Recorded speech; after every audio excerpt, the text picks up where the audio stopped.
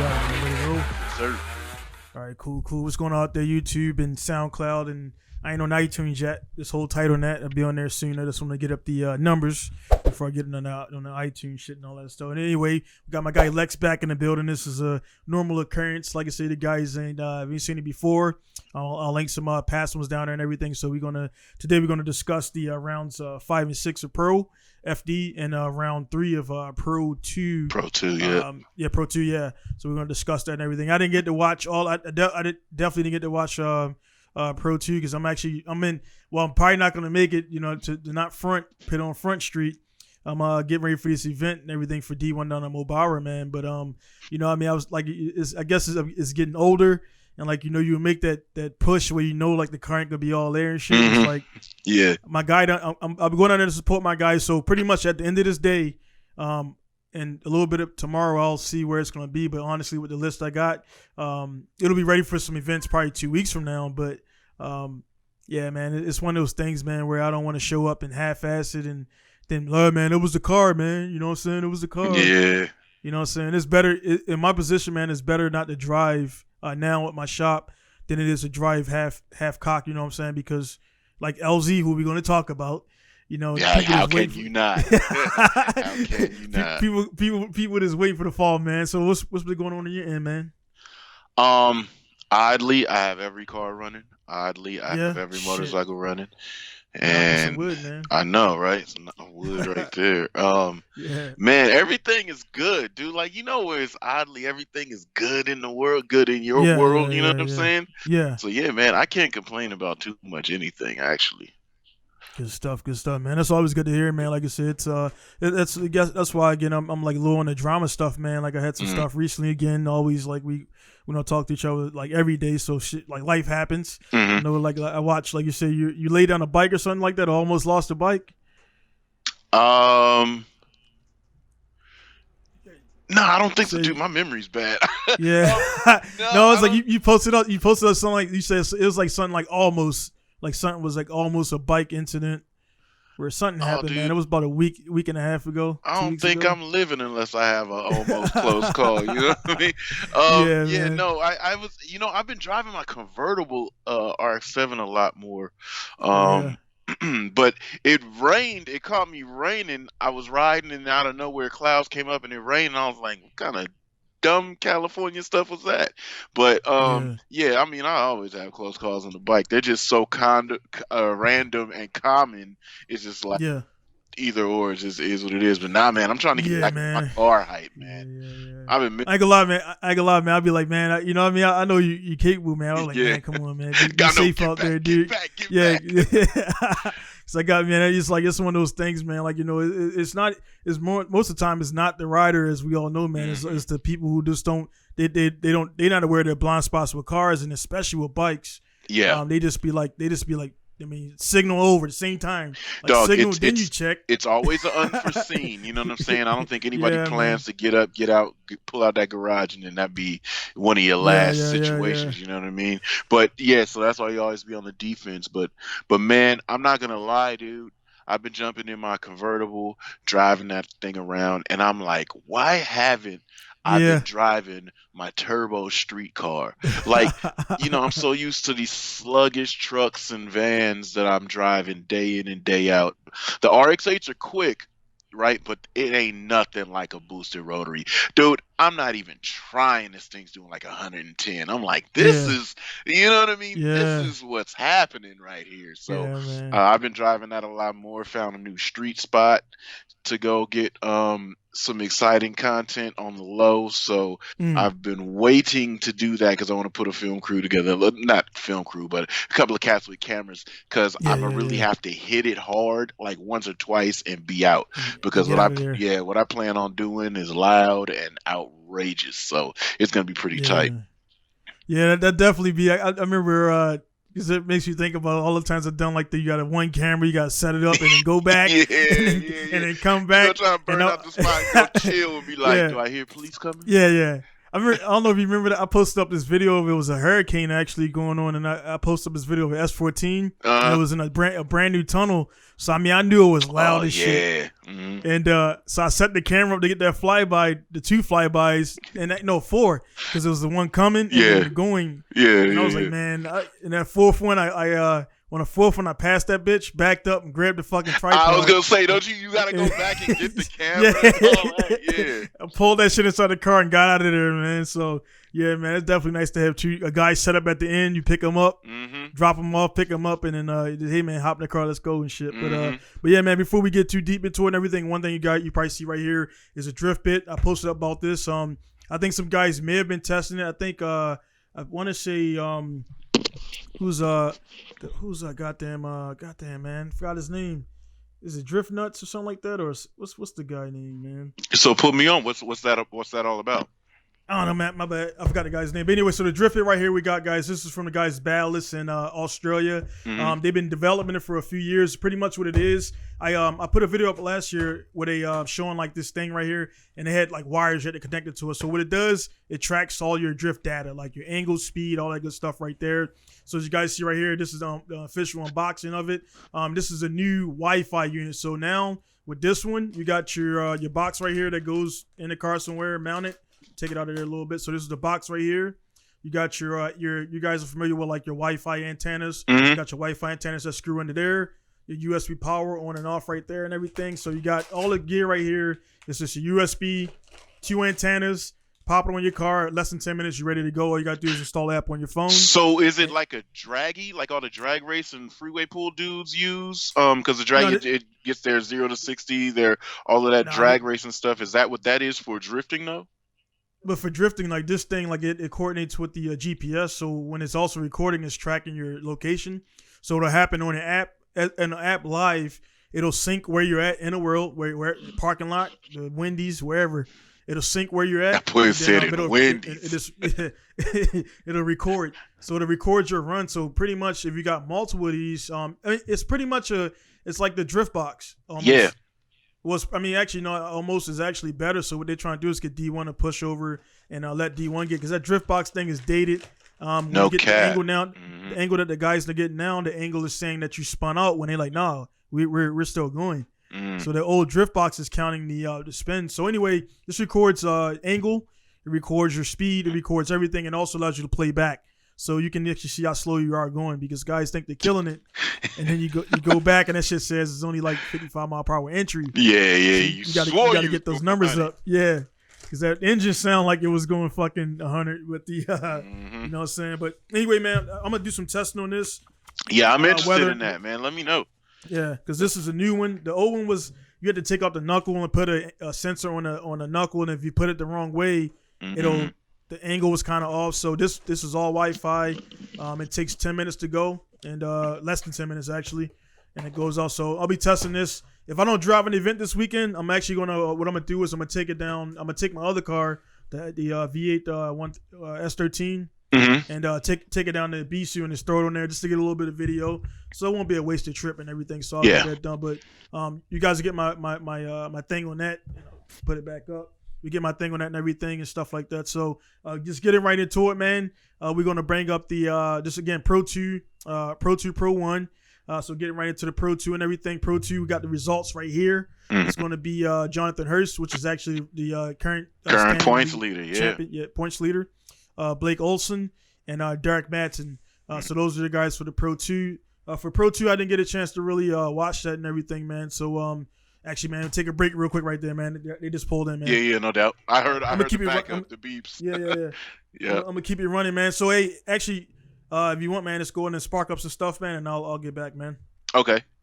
My biggest thing, man, with Pro 2 is it's kind of, guys are getting in there, getting their activities happening. They are kind of getting used to the competition. My high, I would say, for Pro 2 is the fact that my boy Blake Olson finally came through, put it down, and got some activity going, whereas he claimed the number 3 spot. Blake hasn't really had like the best showings as of yet, but that doesn't really speak to his potential. So he was able to finally get it going through and stand on that 3rd place podium.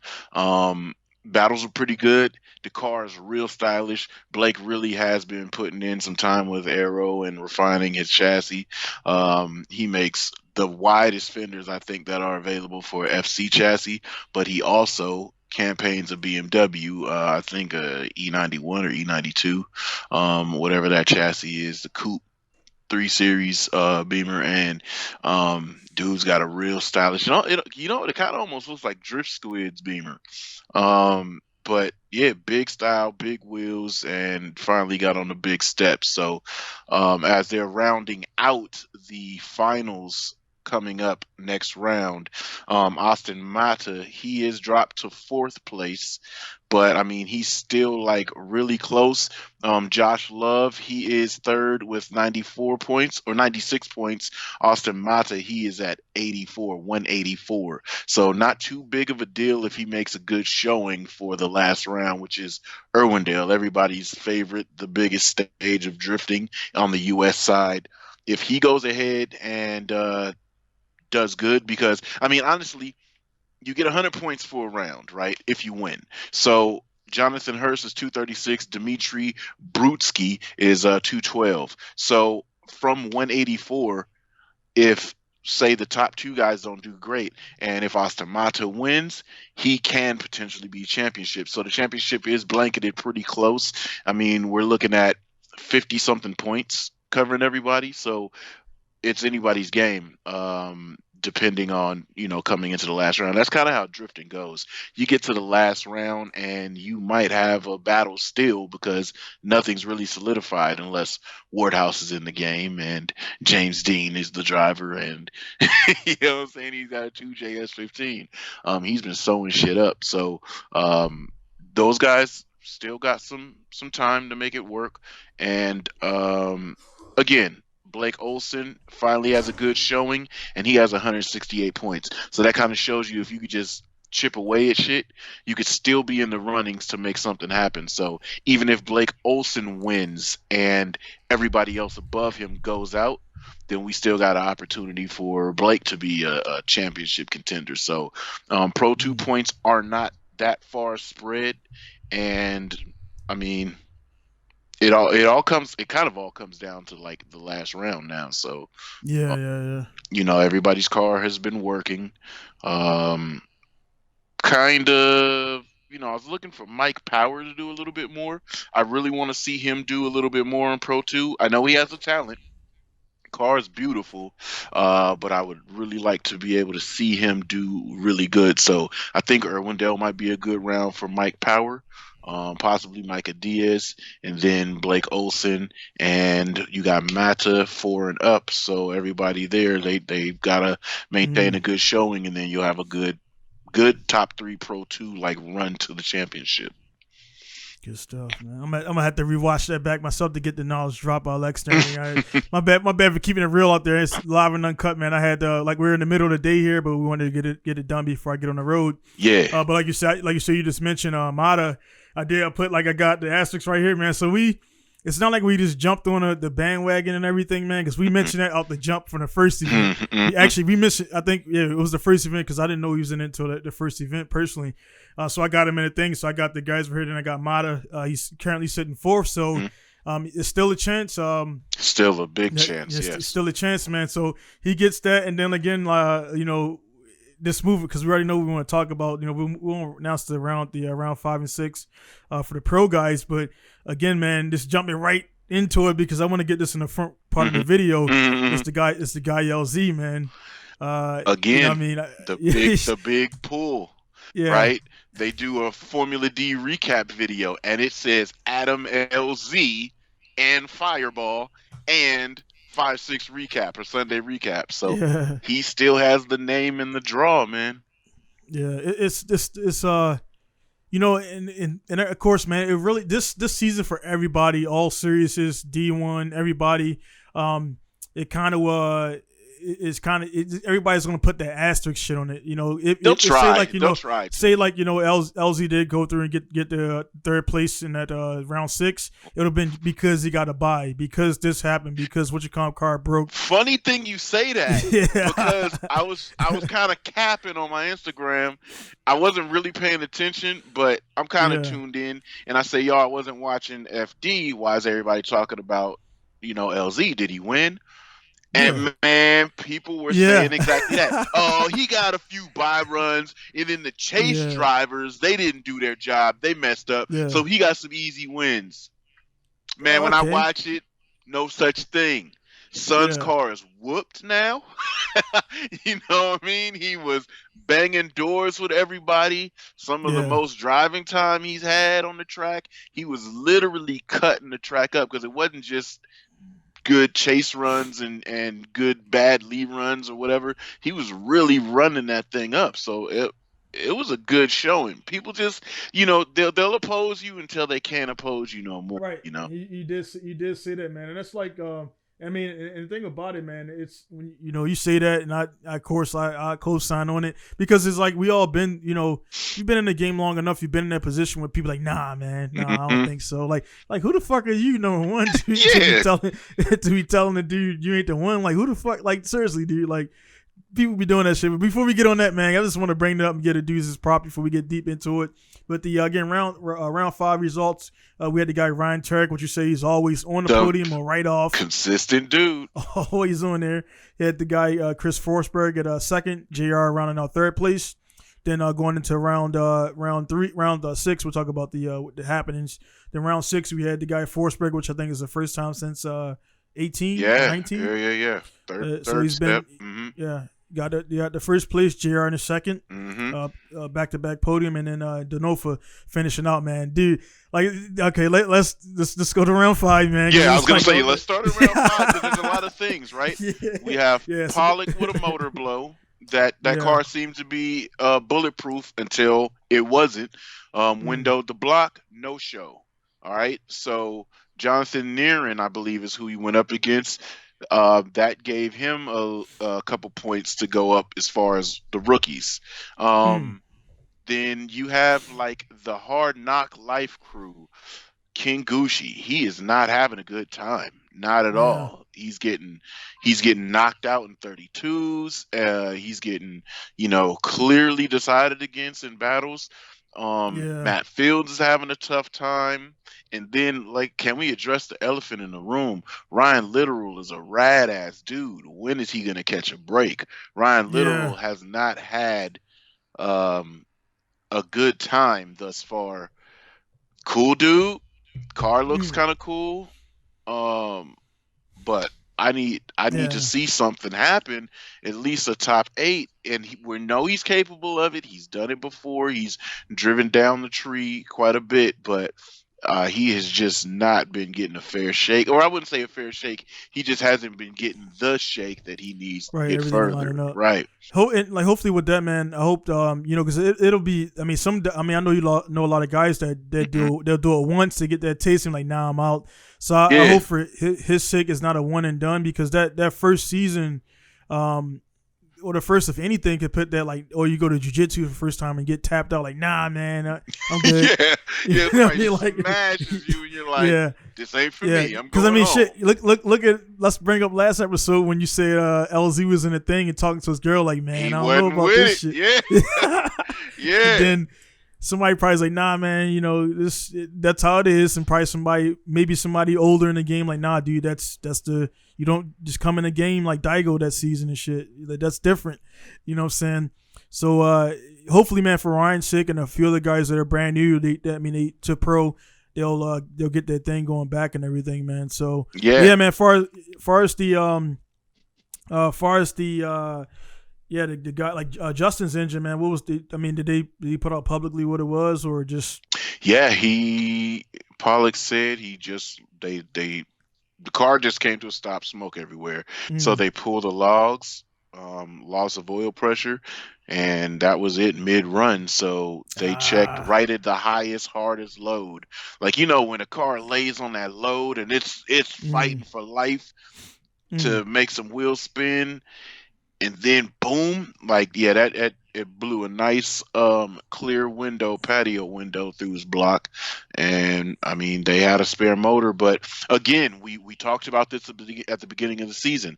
This is hard battle, not practice. This is battle each round. Straight in it, straight to it. So you're putting the most, no foreplay. You're putting the most on the table for the majority of the time. 2 days in a row, back to back, right? So think about when you have those one more times on full tilt are still demanding that much more for your motor. So even though this is the second to last weekend, this was the 5th round. They had a 6th round that they just barely got the car ready for, and it's demanding. So as we said in the beginning of the season, whoever brings the best car that can handle it with the most resources to put on after the car gets beat up the day before, they're going to be the ones that are more prepared and ready. So good thing Justin had a spare motor, got it in nick of time, and it's kind of whatever. Once you drive a track once or twice, I was told guys can get their run dialed in by 3 runs. So you know what I mean? It's kind of just like, dude, they're pro enough, they're versed enough, they're comfortable enough in their car. Just give me the car running. I'm gonna make it red, and I'm gonna go do what I gotta do. Yeah. Then that's speaking on that in a personal aspect, because it's been those times, man, where like I've everybody's probably been through it. It's a suck feeling when you run your practice runs and everything is good, everything is great, and then you get to the fucking first round, and then bam, intercoolers blow off. That shit happen, and it's like, man, I had 35 fucking runs, man. 35. All I need is 6. All I need is like 6 or 12. And that's the long and short of it. Literally, all you need, dude, top 32, 2 runs. Top 16, 2 runs. Top 8, 2 runs. You know what I mean? You just need 2 to to move on. Yeah, man, that sucks, man. That's again one of those things where guys getting into the thing, they want to get into the mix, and it's like, everybody wants to win. I got loud that Siri pulling up there. Everybody want to win. I tuned that thing and everything, but everybody want to win. Everybody want to do well, but it's like, dude, you only gonna get 3. You know what I'm saying? And it's everybody's going for that same thing, but it just don't. I've had times where I've been at practice all day, everything was good, and then we get into comp and my temps are going up a little bit. I'm like, what the hell is that all about? Man, I was following somebody hella close and some debris kicked up and poked a hole in the vane of the radiator. And I got a slight little, you know what I mean? I'm like, yeah. Okay, all right. Yeah, man. Yeah, that or some shit is like self-inflicted, like you're trying some new shit. Yeah. Like when you lead a new shit for like the practice days, not during the during the event, man. Like people say, well, that's closed-minded to not do new shit during the event. Yeah, you make quick adjustments on the fly, but don't try any like 360 shit. Like, you know what I mean? That's a different thing, man. So, but yeah, that sucks for Justin, man. But again, not using it as something that's good, but the guys, I mean, of course, that car wasn't cheap. It wasn't thrown together overnight, and they got the best tuning you can get and everything, man. It's just F1 shit breaks, man. NASCAR shit breaks. It don't fucking matter how much the shit costs of their guys, man. It's gonna break. So it's gonna break. If you worry about breaking, just go to Cars and Coffee, man. I know. Go sit in the parking lot. Go sit in the parking lot. You know what's interesting? Somebody finally showed up. Finally. Yeah. We heard the sound of rotary in Formula D competition. Oh yeah, in this weird 2020. Kyle Mohan finally showed up. Oh, he drove. Finally showed up. Terrible. How did? Yeah. He did terribly, but car looked good. Car looked good. Yeah. Yeah. Let's move into round 6, man. We'll wrap up the little stuff in there, man. So again, we had Forsberg, JR, and Denova.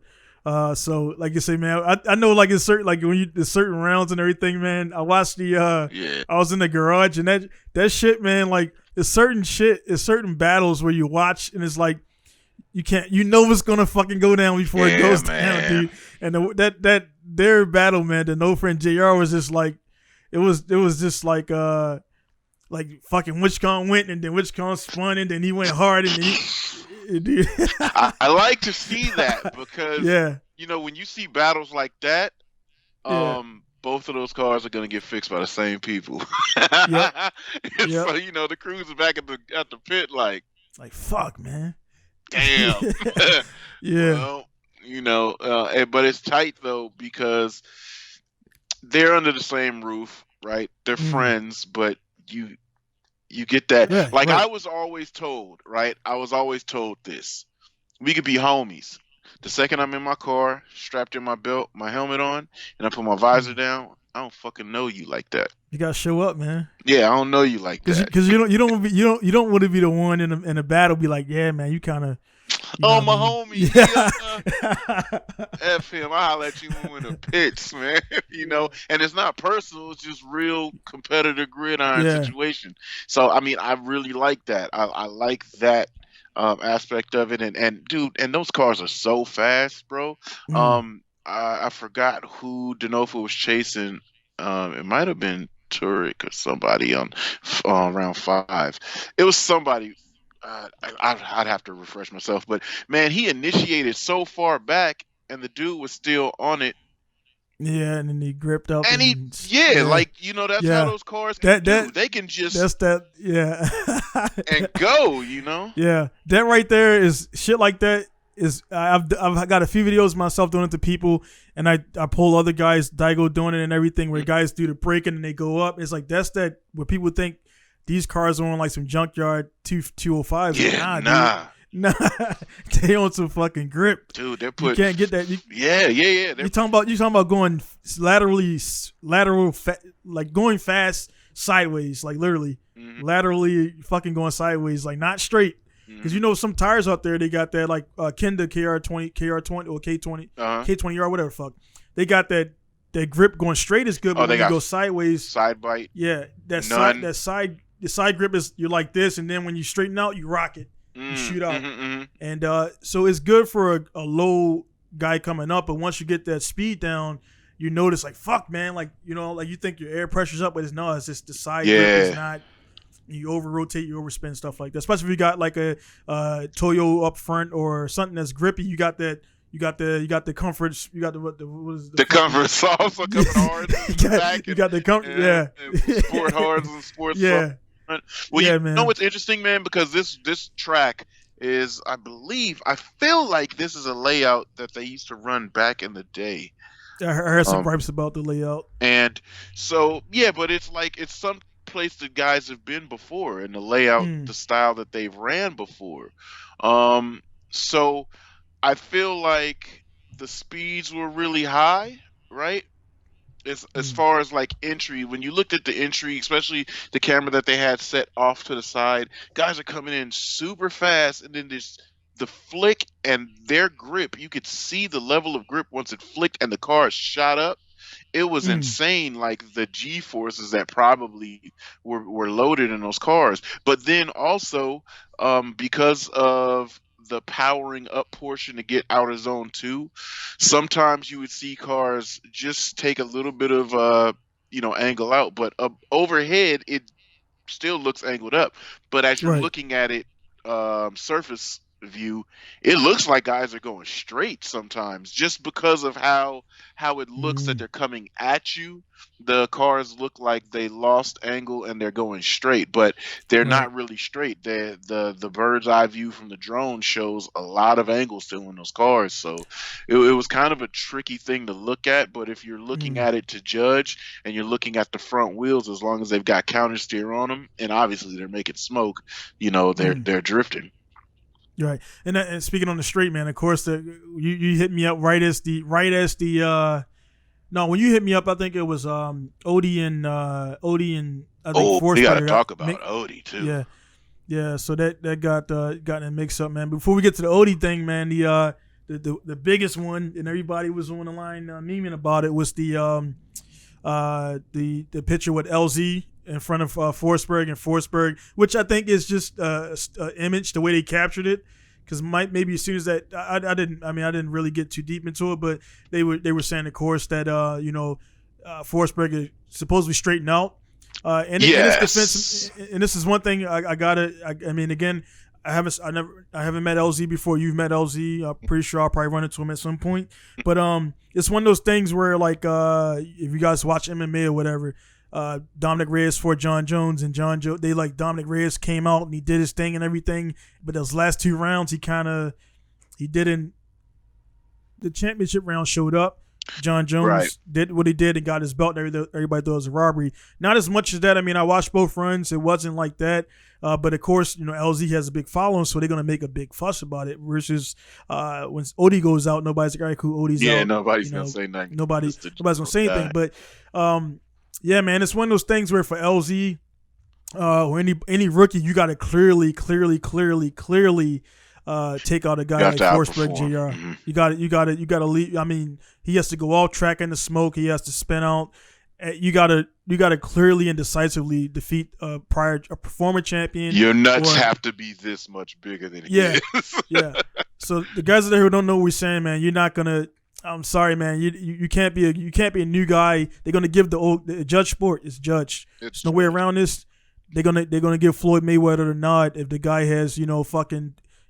But 11, also again, to be fair to Forsberg, you really cannot judge a snap frame because for that moment that car looked straight and the front wheels looked neutral, but that could be going to angle.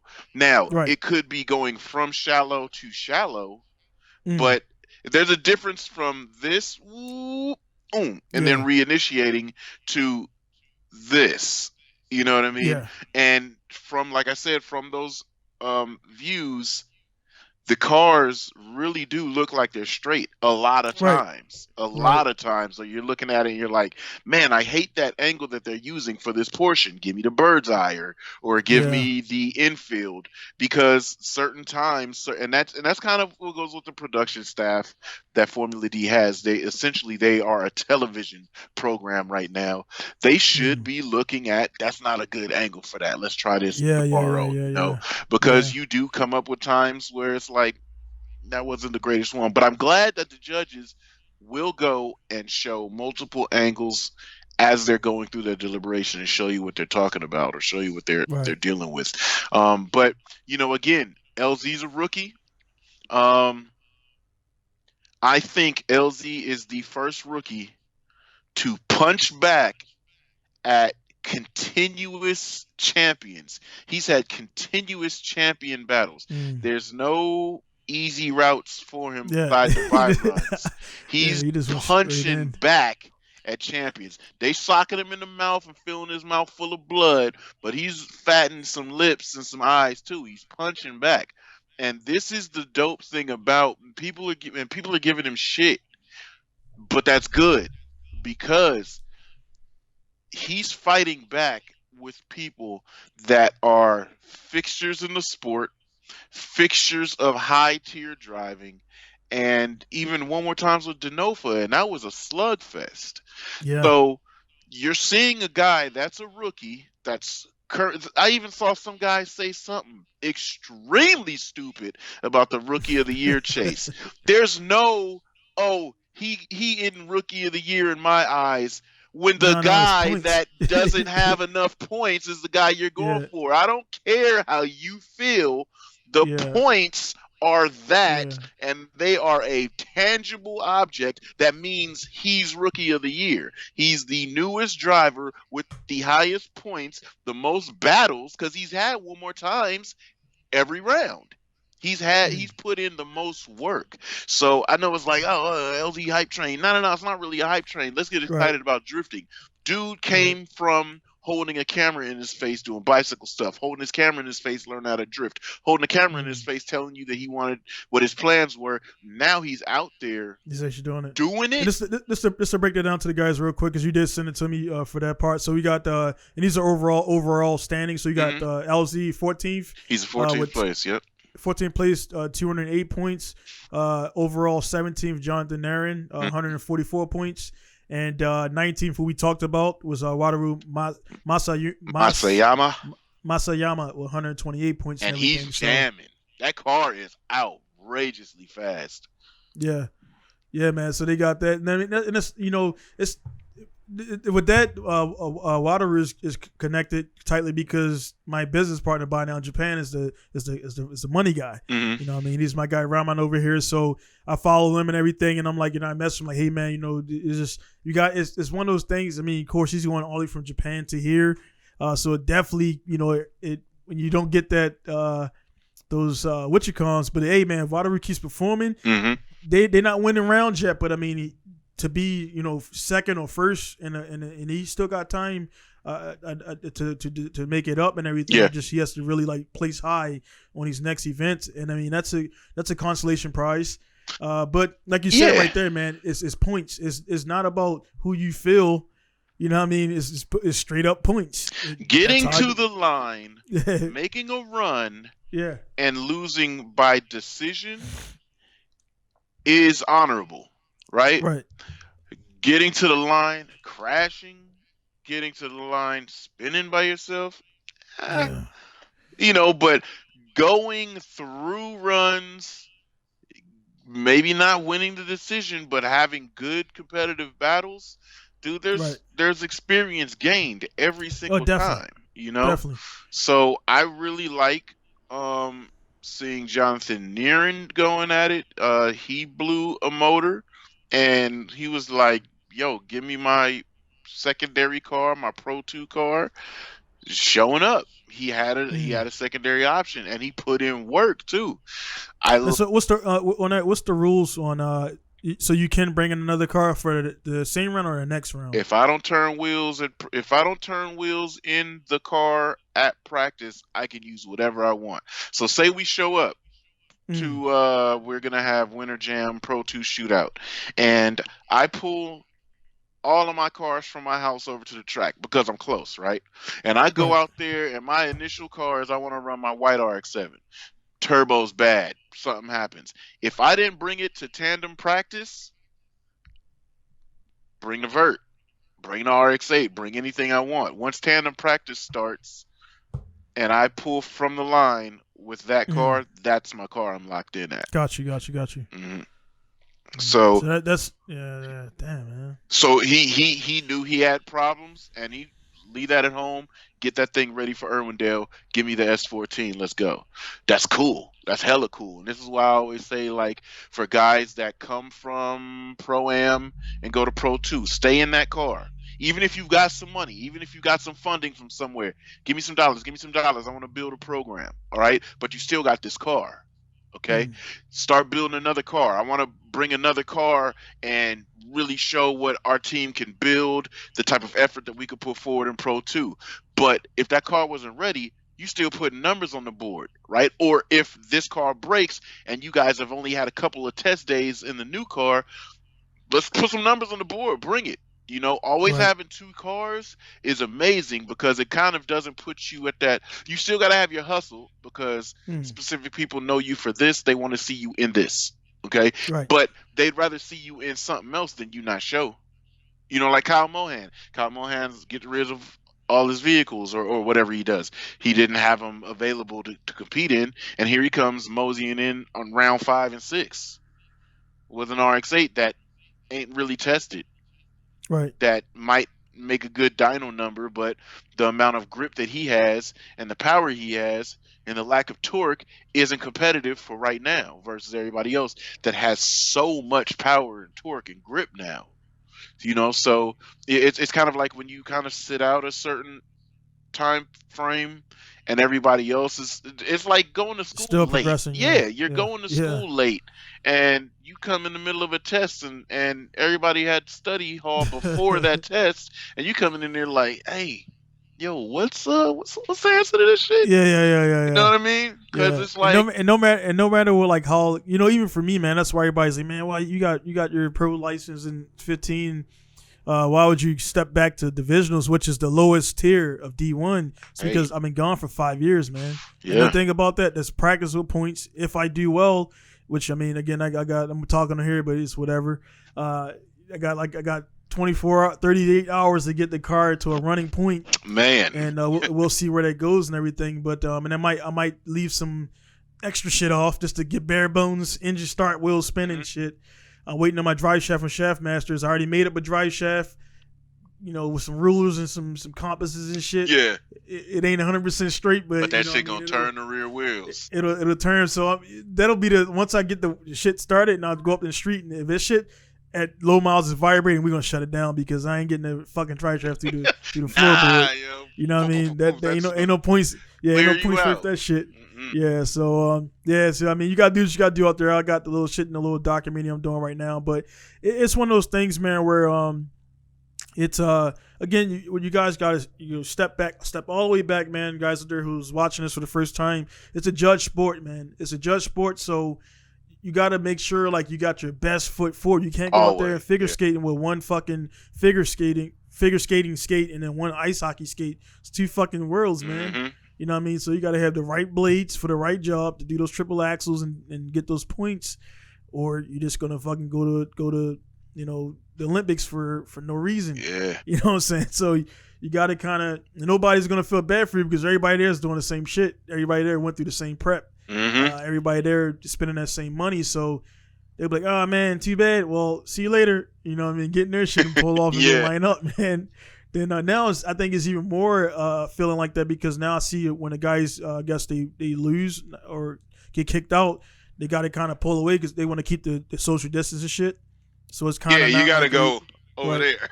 Right, yeah. Everybody go over there and sulk with the rest of the guys and shit, man. So, and you know what's interesting also, Osbo.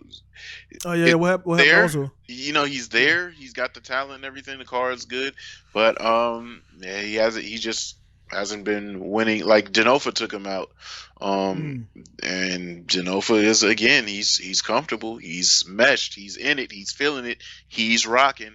When you go up against guys like that, you got to be 115% ready and 127% capable, because this guy Denofa can pull out some extra madness that you may not just be ready for.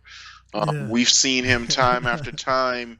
He can drive the car with the pedal down. He can drive the car with enormous angle. He can chase crazy, and if you just don't have it up to par yet, it's sometimes a tough pill to take. You can be who you are, but it just depends on the day and the stars aligning for you to maybe have a good time. But Osbo hasn't been having the greatest of ease, Yeah,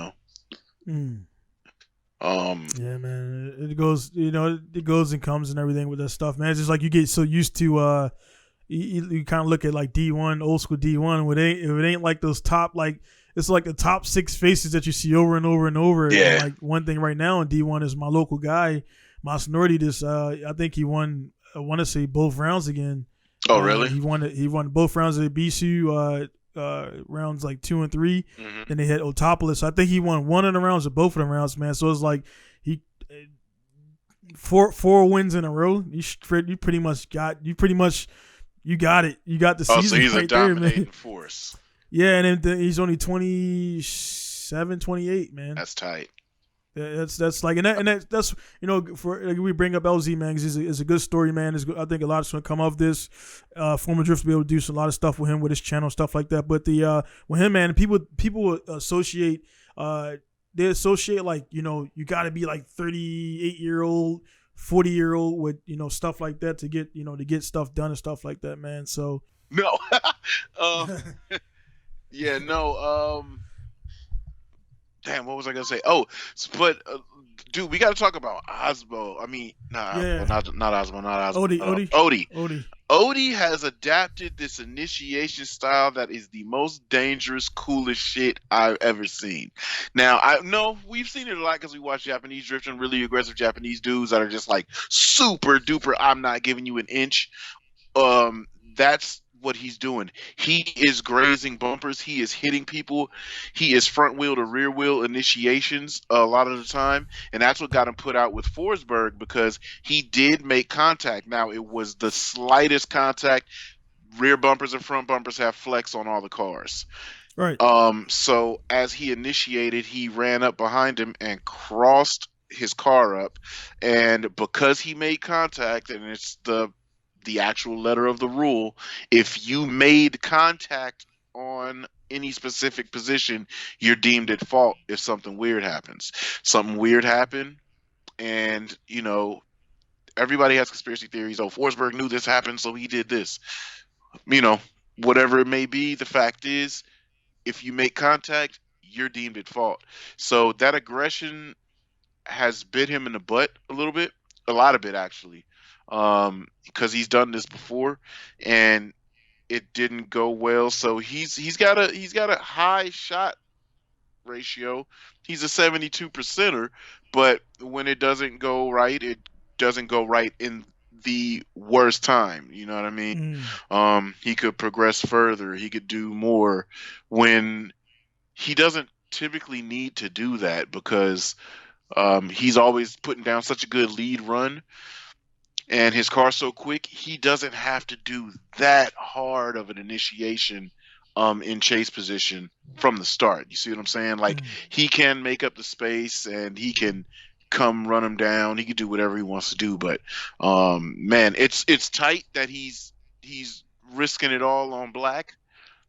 But it's for him, if he's in the points chase or if he's trying to stay with it and be closer in the standings to make a higher finish for the year, it's not working out for him in that essence. You know what I mean? Yeah, that's one. It's kind of, you brought up the Odie, man, and I remember you saying somewhat almost similar with the JTP kind of has a initiation style, which he, like I said, when it works great, but when it doesn't work, yeah, it's like that. It's like one of those things. I mean, but it's cool, man. That guys like that will stay. They stay to what they kind of bring their style into it, and if it works, like I said, it works great. Then people talk it up, but then when it don't work, you're like, man, you should try something else. Do something else. Was like, hey man, I'm doing what I do. I think that's one of the reasons why. And now I remember the name. I think it was Wang Force Wang. So they tested the drift pit. I think they tested with him. Force is get nuts. Was like get nuts lab. I shipped some stuff to him before. And Force is the type of driver that a lot of the guys were. They used to be in the meetings calling it Freedom Camp, and and the guys that stick to the script, and they were always like, some other drivers would be bagging on Force, like, why do you literally? This is just kind of nutshelling it. Why do you have to drive like that? Just drive regular, tight. You know what I mean? It's like, because this shit is tight, and I can do it, and it looks good. His cars always look like it's like they have the everybody's calling the 4x4s and everything. It's kind of like what they got to do what they do. Ground, yeah. He's like, man, I don't give a fuck. I'm gonna run my shit like this. I'm gonna run it. It's gonna be parallel. It's not gonna be jacked up in the front, stuff like that. So but then again, it kind of to a fault, man. It kind of sometimes because the car doesn't operate like when it's coming out those big transitions. It don't really. When the reason they got that hike up, the reason why guys don't got their shit flush to the fenders is because that shit it sinks down. And if your shit's right at the line of the fender, what's gonna happen? Fucking stopping the car wheel. is gonna stop the wheel. It's gonna crack your shit all up. Break that diffs. Formula D, the diffs hit the ground a lot, so you can break your diff. The very low, and we know this. We're getting into nerd shit, but your axles and your control arms could be at a certain, height or level, right? So when you come off of that dip and everything starts to go up, you could pull your axle out of your diff, which happens a lot. Brake control arm or upper control arm. So there's a lot of stuff that can happen, and that's why dudes do kind of have the height on them. But Forrest does what he wants to do. You know what I mean? Yeah. He does. He has a way. He figures out how to come off the bank without breaking his stuff, and he does things like that. Which another thing is starts to tie us back into LZ again. That's what I wanted to say. When Lorette Nichols runs up on LZ, he's got his car beat up from the day before. He's got his car beat up on this day. After he just takes out Turek, who was in the lead, that's the championship contender. It was, that is happening. LZ takes him out for whatever reason, Turek went a little too aggressive because LZ has some good speed and everything. He clipped this, clipped that, whatever. Hits Adam hard in outer zone 3. Lorette's like, yo, what are the guys doing? Looks like they're checking toe. Is your car okay? How do you feel? He's just like, his response was, it wasn't even coherent. You know what I mean? It was just like, fun. You know what I'm saying? Yeah. Like, I'm having fun. You're asking me stuff, and I'm thinking about other stuff right now. This shit's fun. You know what I mean? I don't know what I'm doing. I'm just having fun. I'm gonna just keep doing that. That right there for regular dudes that may not, because I've had my best results and best success when I wasn't thinking about nothing that was happening, just the moment, and I'm having a blast, right? And this is what this dude is doing on the highest level of drifting. You see what I'm saying? That's the essence of it. That's the spirit of it. That's the sport. And it's all because, think about it. A sport was developed for dicking around on roads with your car. Like, who's going to run down a road burning rubber continuously until their tires fail just enough so that they can get home? And this whole sport has come from that. So when some people are taking it so seriously and being super, super corporate, super professional, it's like, all right, I feel it.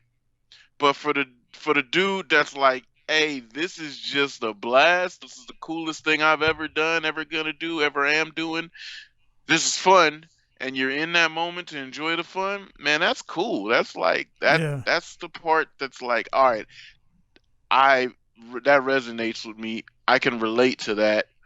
Everybody can relate to just having fun, you know? Yeah. And let's I'm gonna tie it. This could probably be one out the left field considering what's going on with the all this election shit, which I don't talk about too much. Jesus. But you got yeah, you got LZ and a guy who doesn't have to do this. Nope. Like most guys are not. I mean, I'm in that bracket too. That most guys, like, my reasons for doing any events, grip, drift, or whatever is simply promotion of my business. That's it. If I get points, it's like getting points and winning is great. And I had a talk with Ken Harrison and Njuku, and I was like, man, I'm not doing. He's like, dude, you're selling parts just by your promotions, your YouTubes. Like, you're doing great on that account. I mean, yeah, we be cool to get some wins, but like, it's not. You could be a first place podium, but be a dickhead, and nobody wants to follow you. You know what I'm saying? Yeah. So you could finish dead last and be the guy with charisma, upbeat, and whatever, and you just give guys like me, because it don't matter. Even if you're dead last, you're still in. You were there. You're there. You were there. Yeah. Me and million other guys on the bench watching the live stream. You know what I'm saying? Hey. So like the Lakers, the guys that rode the bench and didn't score a point got a damn ring. Yeah, they got a ring. They went to the club. They had three, four they girls. They partied it up. They filled their IG up with them kissing the trophy. It just, you're there. That's kind of like what Kyle Mohan does. He hasn't translated any wins, but man, when you're walking around in the pits, dude be having it lit. He be revving the shit out his car, throwing swag and, trinkets and koozies everywhere and dancing with people.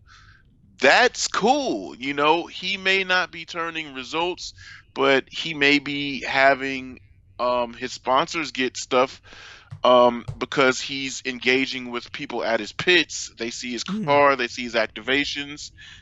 They may translate to the sponsor. Like, LZ doesn't have to do this at all. The coolest thing that he did in his vlog, because he ran out of stuff to say and he was just excited and was like, oh, hey, I'm doing a giveaway, buy merch, buy product, which I'm sure after that vlog and everybody already excited about him being there who are his fans, they went and that turned numbers. I guarantee it turns numbers for him. And he's probably like, I'm doing well. We're doing well. This is great. That's where, and again, that people be like, oh man, these guys sound like some losers or some shit. Like, no, it's not. Everybody wants to do well. Everybody wants to win, but you gotta be real too with it, and you gotta get it where you can get it, man. And that's where I think a lot of people they lose sight of that, man. And like, I mean, even I was talking to a guy offline about this, and I'm like, look, man, I was he's probably watching this or whatever. I was like, look, man, you're trying to get where I've already been.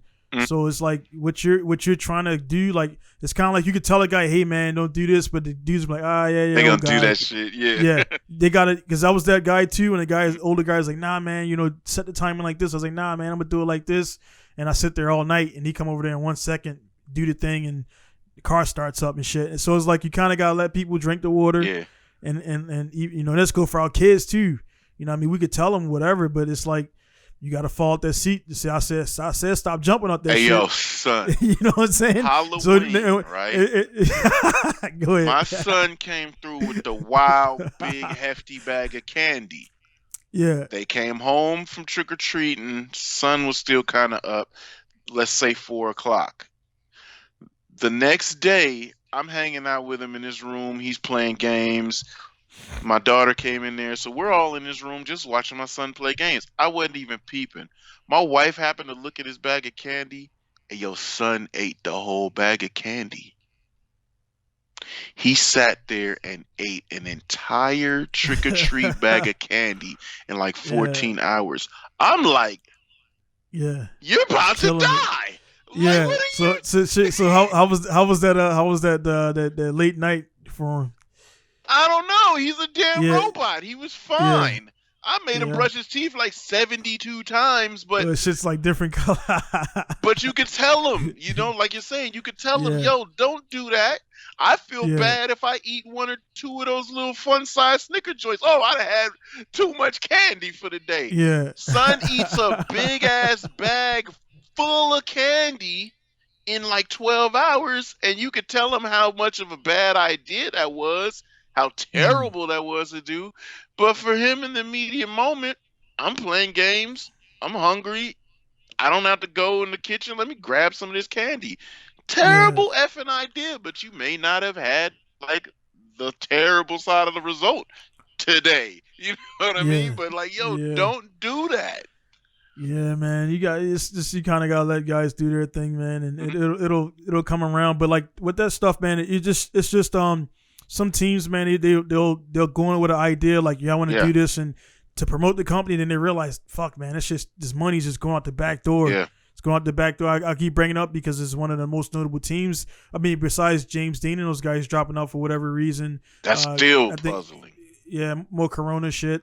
Mm-hmm. And then before that, some guys dropped off and everybody's like, all right, see you later, because they weren't really doing anything, causing drama. You know what I mean? There's a few guys we could bring up and name. We ain't trying to start nothing and shit. But back in the early days, one black had to be, you probably know what I'm talking about. With the, so you got like dudes like Sicky, James Evans being like, man, thanks, but you know what I mean? Thanks, but no. Just buy my parts. You know what I mean? He's still doing well and everything, but it's the guys don't realize how much money goes into it, and the goal that they set out to, the goal that you set out to accomplish, you just be like, hey man, it's just the money ain't there for it. Right. And it's like I'm gonna take my business chasing this. When you really look at it, it doesn't have to happen. None of them have to happen as a luxury. I want to say hobby. No, it kind of is. You know what I'm saying? This is one of those professional sports where it is a hobby, and it kind of don't have to happen. Like if you think about like Dan Burkett has not turned a result yet. He's kind of falling into the category of Kyle Mohan. He's there. Car is cool as hell. Want to see him do good. Every time he pulls to the line, do you think he's going to do good? Nah, I don't think so. Is he turning a good result for the money that he's paying? He's paying just as much as Von Gittin or somebody to get to the event, to enter into the event, to run the event. Right. But 9 times out of 10, he's twisting his frame and destroying his car every single run. Yeah. With that, man, it kind of, because I kind of relate everything to what I'm going through, been through. Again with this competition I got going on right now. I mean, honestly, like I say, at the end of this day, I'll see where I'm at with this car. The stuff I got to do, and I already found one leak that's in the oil pan. I got to weld up and everything.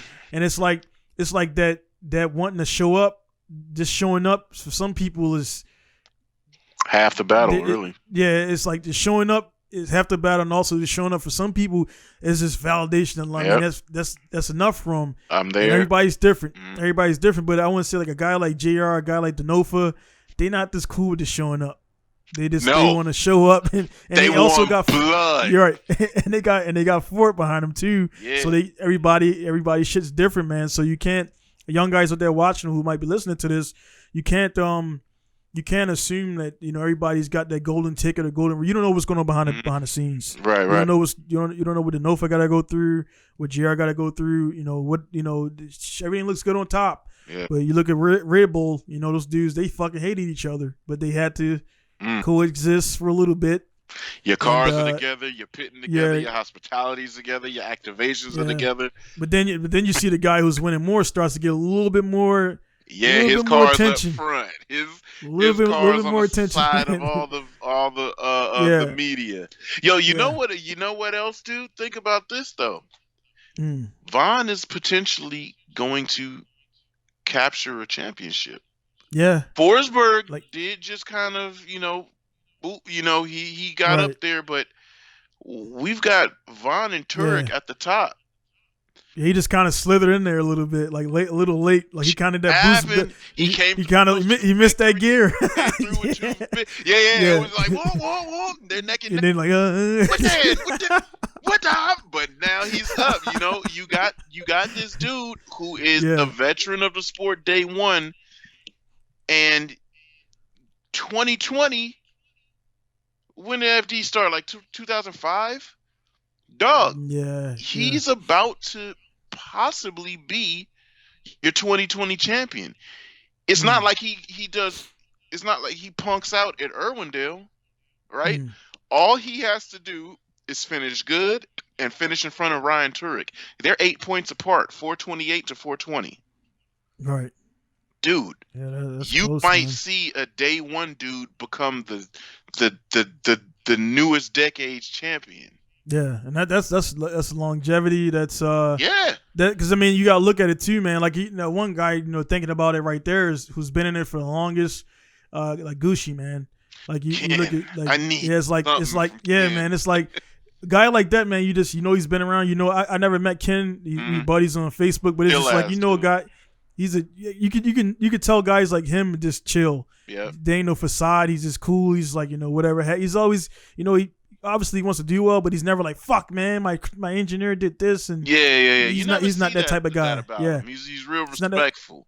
Right. He's not that type of guy. So it's like, man, shit. It's just like you say, he kind of like, and like, they're not, I want to say Ryan Literal's situation where you say he can't catch a break, but like he can't, it's like, fuck, man, he's a good driver. It's just everything coming together all at once and being in it that long. He was a kid almost. An absolute literal kid. Yeah. Yeah. 16 years old. Yeah. He's been in there from the jump. I remember seeing him at Wall, and his dad was there, and Papa Goosh with the green S13. And he had was it a Mustang he had, or he was the first Ford driver? Yep. Yeah. Yeah, man. So it's like, to see those guys, and JR, he won a championship before. Then you kind of go off. He's won a championship before, correct? JR, yes, 2010. I think. I'll look it up. But and then it kind of right. Yeah, he just kind of plateaus off, and then you could be like, man, fuck, I ain't winning. But again, JR having Ford and Falcon, it was a little different for him because it was. I don't know the pockets. But he can afford to he's still driving, he's still contending. And even when the whole Daigo came, Daigo just shook everything up for that season. And and then left, you know what I'm saying? Can't even win, right? He just fucked everybody's wife and then like, all right, later, man. Like you just kind of like he came through like the milkman scene when everybody's household was looking like, saw one, shook it up, left the household in disarray. Yeah, like didn't write back or nothing, man. Nothing. But it's I don't know what Daigo plans are, but I think when he comes back though, it's a lot different though, man. He came in and he did what he did, and then he FD was already going up. And when Daigo came in that one summer, man, he's like, man, fuck this, we got to really, really go up. Now I think when he comes back this time, I don't think he'll win. This is my personal opinion. I don't think he will win outright like that, you know what I'm saying? Like he would have stiff competition because he's beatable. I mean, he's human. Well, I think James Dean and Peter Weissek came through, and they kind of. So Daigo came through and made the game fast, or Right. he made the game big power. Power, yeah. So the game went up, right? Then James Dean, what he did was he didn't have the most powerful car in the series. James and Peter didn't have the most powerful car. They had the fastest they had the car that was most capable to do the fastest stuff. Right. So they were never outgunned. Most capable cars, most grippy, they can drive it. However, if you look at like the 100-point run that Dean did last year at Texas, I don't know, the video's like 30 something seconds. 25 of that is on the limiter. The whole video. And that says something. You could drive that car through, and which they did was the reverse layout of this. You could drive that car full throttle that long, and you and I know when you're standing on it, you're like, man, I was on the hot pedal forever. Yeah. You know, 5 seconds seems like forever when you're doing just this. You'll see a lot of guys doing brup, brup, brup, brup, brup. Yeah. But when you're just like like they looking like little Saudi Arabia movies. Yeah, and shit. Just like, banging it out. You know, you get upshifting and then you just stay floored. And hey, we'll see what the car does. But the car being able to do stuff is what leads guys like Vaughn and Chelsea to start making their car super grippy and you know, handle worthy. Everybody else, they follow suit and do the same thing. You start to see the game change every time there's a certain driver come in, right? Certain driver comes in, the game goes up to that. Because honestly, if somebody doesn't come through and innovate, all the game does is kind of stay here and who could be the best here, right? With the normal crowd, we'll say, right? It's like what the traditional drivers should be worried about is the people like LZ who do Formula D better than Formula D. He gets his content out faster. He vlogs during the event, talks to you during the event, lets you know things during the event. He started to retract information as to what he was technically doing to his car because other people were watching his shit that night. They may not have been the driver. Sometimes it was the driver, but it may have been the team that's going to set up the drivers. And they're like, hey, yo, look, check what Adam did. This is what he did. Okay, we know how to handle that. We know how to do that. So there might be another driver pop up somewhere that holds a camera up and they do media better. People are going to their outlet. Rd3-Adam he's saying, man, Adam brings a lot of fans here. We don't get to hear the cheers or whatever in the crowd because the crowd's not as deep as it used to be, but I am almost certain top 16 introduction with a full crowd is going to be an LZ eruption. Yeah, because he got what the amount of subscribers here. The thing is, everywhere they go, he got subscribers there. It's like it's not like all the subscribers in Seattle or Florida. They're like all over. They're not just stuck. He's got guys all over the nation. When he pops in, he's got the meet and greets. He's doing meet and greets that are not Formula D sanctioned on his own under the grandstand with booths. It's not just hey, I'm over here hanging out.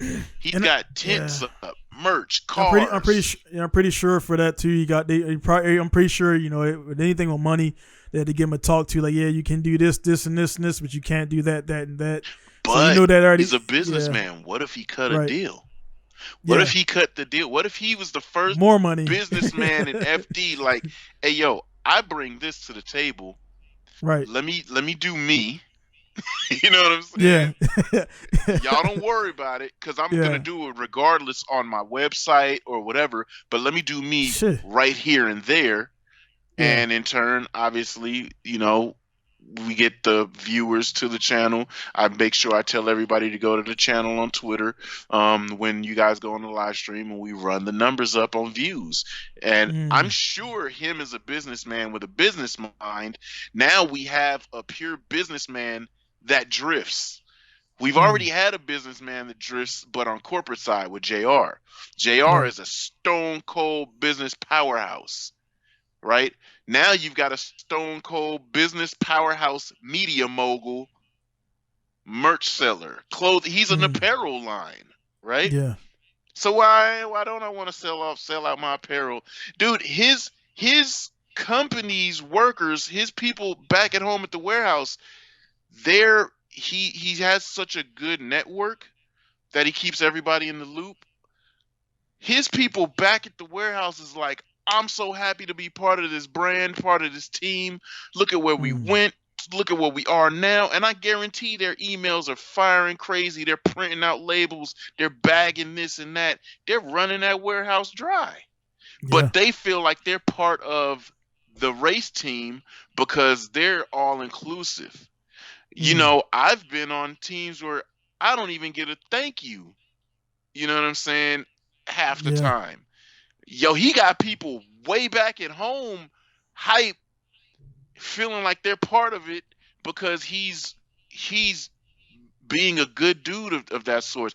He even got his girl there with his car that everybody likes from the channel, getting kids in and out of the car, sitting down, letting them, you know what I'm saying? He has a full interactive event. That's what regular traditional Formula D competitors need to start thinking about. And then, like you said, all that you mentioned, and he's doing well on the track. So and it's like you can't. Well. So you can't be like, oh man, well you did all that shit, but you ain't like, nah, I got all that shit. Plus, you know what I mean? Hey man, he got fourth.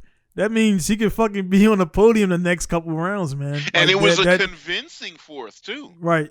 It wasn't, you know, and then kind of going back to what we said, man. Of course, guys are bringing the buy and blah blah. Like, dude, that's what happens, man. That's what happened in bracket sports. Well, you know, ball sports is like a little different. But yeah, you get a buy. To get the guy who won the championship last year. They start the season out like after everybody else. They get the buy. They get the surveyed field. And then they like that's the perks of fucking being a champion. Light bulb just went off. What if Formula D evolves and they start signing drivers to drive for them? Like Gran Turismo, you gonna sign for Nissan? you sign with drivers like the WWE. Yeah. You sign your entertainment because think of this, right? Because everybody right now is kind of like they're a solo, kind of like UFC where you're your own guy. You don't. There's no like federation or a governing body like NBA, National Basketball Association. There's no who signs athletes. Right, the NFL signs their athletes. Come here, play in our league. Car ready. Play with our team. No. Let's say these guys, because the reason the buy runs exist is because they don't fill the 32 slots for competitors. Right. Or they don't have enough competitors to be to 32. Given somebody breaks or whatever, they just don't have 32 slots, and given the amount of buy runs, it's just nowhere near 32 slots. So what if they were signing entities that had the kind of draw? They sign a Jake Jones, they sign a Matt Mike, they sign these people. Hey, y'all come drive with us. This is what we're giving because I mean, what are they getting, like $4,000 or $5,000 for the win? Yeah, and Jake been trying to get over for the longest. Dog, what if FD evolves to sign drivers to drive for their series? Then you get a person like LZ that says, "Hey, you know I run it up. Make the bag reflect how I run it up." You know what I mean? Right. Make it happen because you see what I do. Right, and he got that team too, like you pointed out. Kate, you pointed out perfectly, like in your last statements. You can look. I mean, they got used, like you said, FD production. They're like their studio now, like a TV. So they got those numbers. They definitely got those numbers. You can see the live numbers. You can see the trending. You can see the trends. And you can see right when LZ went out, bam, spikes. Or like, and then like, you know, then you can see he made it in it was round 6. He made it the 4th. So you can see those guys where they were there for the whole time, and then 4th, bam, go down. Okay, so hold on. We're brainstorming here, right? Because podcast wars are happening. How do podcasters say, "Yo, I need to be paid my worth. What do they do? Now, an album gets paid for streams, right? An album only keeps you on a share site or a distribution site for 45 minutes of your time, right? A podcast can keep you there listening consistently for like 3 or more hours. Some podcasts Rogan's like the only one that can keep anywhere for 3 hours currently. Man, Man, Joe Budden podcast do too. But what I'm saying is they sign deals to bring those people to that platform because they're going to bring those numbers to their platform for this long. The longer LZ stayed in, those numbers were this big all the way to the quarterfinals. Right. You see what I'm saying? To the semifinals. Yeah. So you got the data's there. The data don't lie. You can pull that data up. Yeah. You can. I mean, you don't even have to be ran up. Yeah. You can't even get a read like that. There's no point even fucking typing. No. That should be like that should like it look like NASDAQ and shit. It's man. crazy. Yeah. So what if that's how the sport evolved? Cool. Yeah, we can keep the regular guys paying in to come in, but we're gonna sign this driver to come drive for us. Now, then you're gonna have the guys that's like, oh, well, they're a signed FD driver. Yeah. But that's still out front in the open judged event, right? Right. And you have to, the judges explain, they show you each time that everything is up in the open. It's not just like, oh, they go to the next battle and you don't know who won. You see the sliders go and you see who won. So it's still going to be the same thing. Everybody swears Forsberg, Vaughn, and all these guys get the calls just because they're the guys. So that's never going to change. But having those people that have that media draw come, I see could be an asset to their analytics when they're selling their slots for commercials and for TV or whatever they're doing. That could be the number because that's the difference between the WNBA and the NBA, right? Everybody wants to complain about the women need to get paid more. You probably seen the one with the chick Bird and LeBron. Get that shit out of here. Shorty don't. I was like, there's no people in the seats, which the arena don't spend no money on merch. Spend no money on beers. She could have played 17 years. Yeah. When I seen that shit this morning, and I didn't look at the. I went all the way to the bottom, right? And I was like, "What's the smallest number there?" I went all the way to the bottom. I was like, the 3,700K that LeBron gets that for that bonus. They on a normal one night game, they blow that shit away in one night. Check this out. 50% of the revenue comes from media. Commercials, being able to, these sports shows getting access to talk about it. 50% comes from media. 40% comes from asses in the seat. That only leaves 10% that the NBA has to make up. You know what I'm saying? So that's where the difference is between the WNBA and the NBA. Yeah. They might do the same job. I feel it because they're not putting out less work. It's less exciting to watch because they're not as aggressive and gladiators, but they don't have butts in the seat and they don't have a TV schedule. Nobody sells commercials on their platforms. That's why it was hot. Different. Yeah, it was like hot for that when that first like Lisa Leslie was pushing it around. What's going on? And and the thing about it, Cheryl Swoops, Lisa Leslie, Rebecca Lobo. I remember those names because they were like the inaugural season. And then, like, after that, it was like, fell off, and then I can't name it now. Name the teams, name the people. It's the problem isn't because they're not good athletes. They could be awesome athletes. We just don't know about them because nobody's been like, yo, check this out. Here's what's going on. Here's the WNBA. So that's what I'm saying. Maybe because Formula D can sell this much ad space, can do this much, they can make this much revenue from licensing their stuff. Maybe they could sign drivers that bring in that kind of shit. I don't know. You got me, man. I'm about no, man. You like what? Like I was already thinking because the last time notice. So since we're doing this, you guys, you notice because I do the monetizing.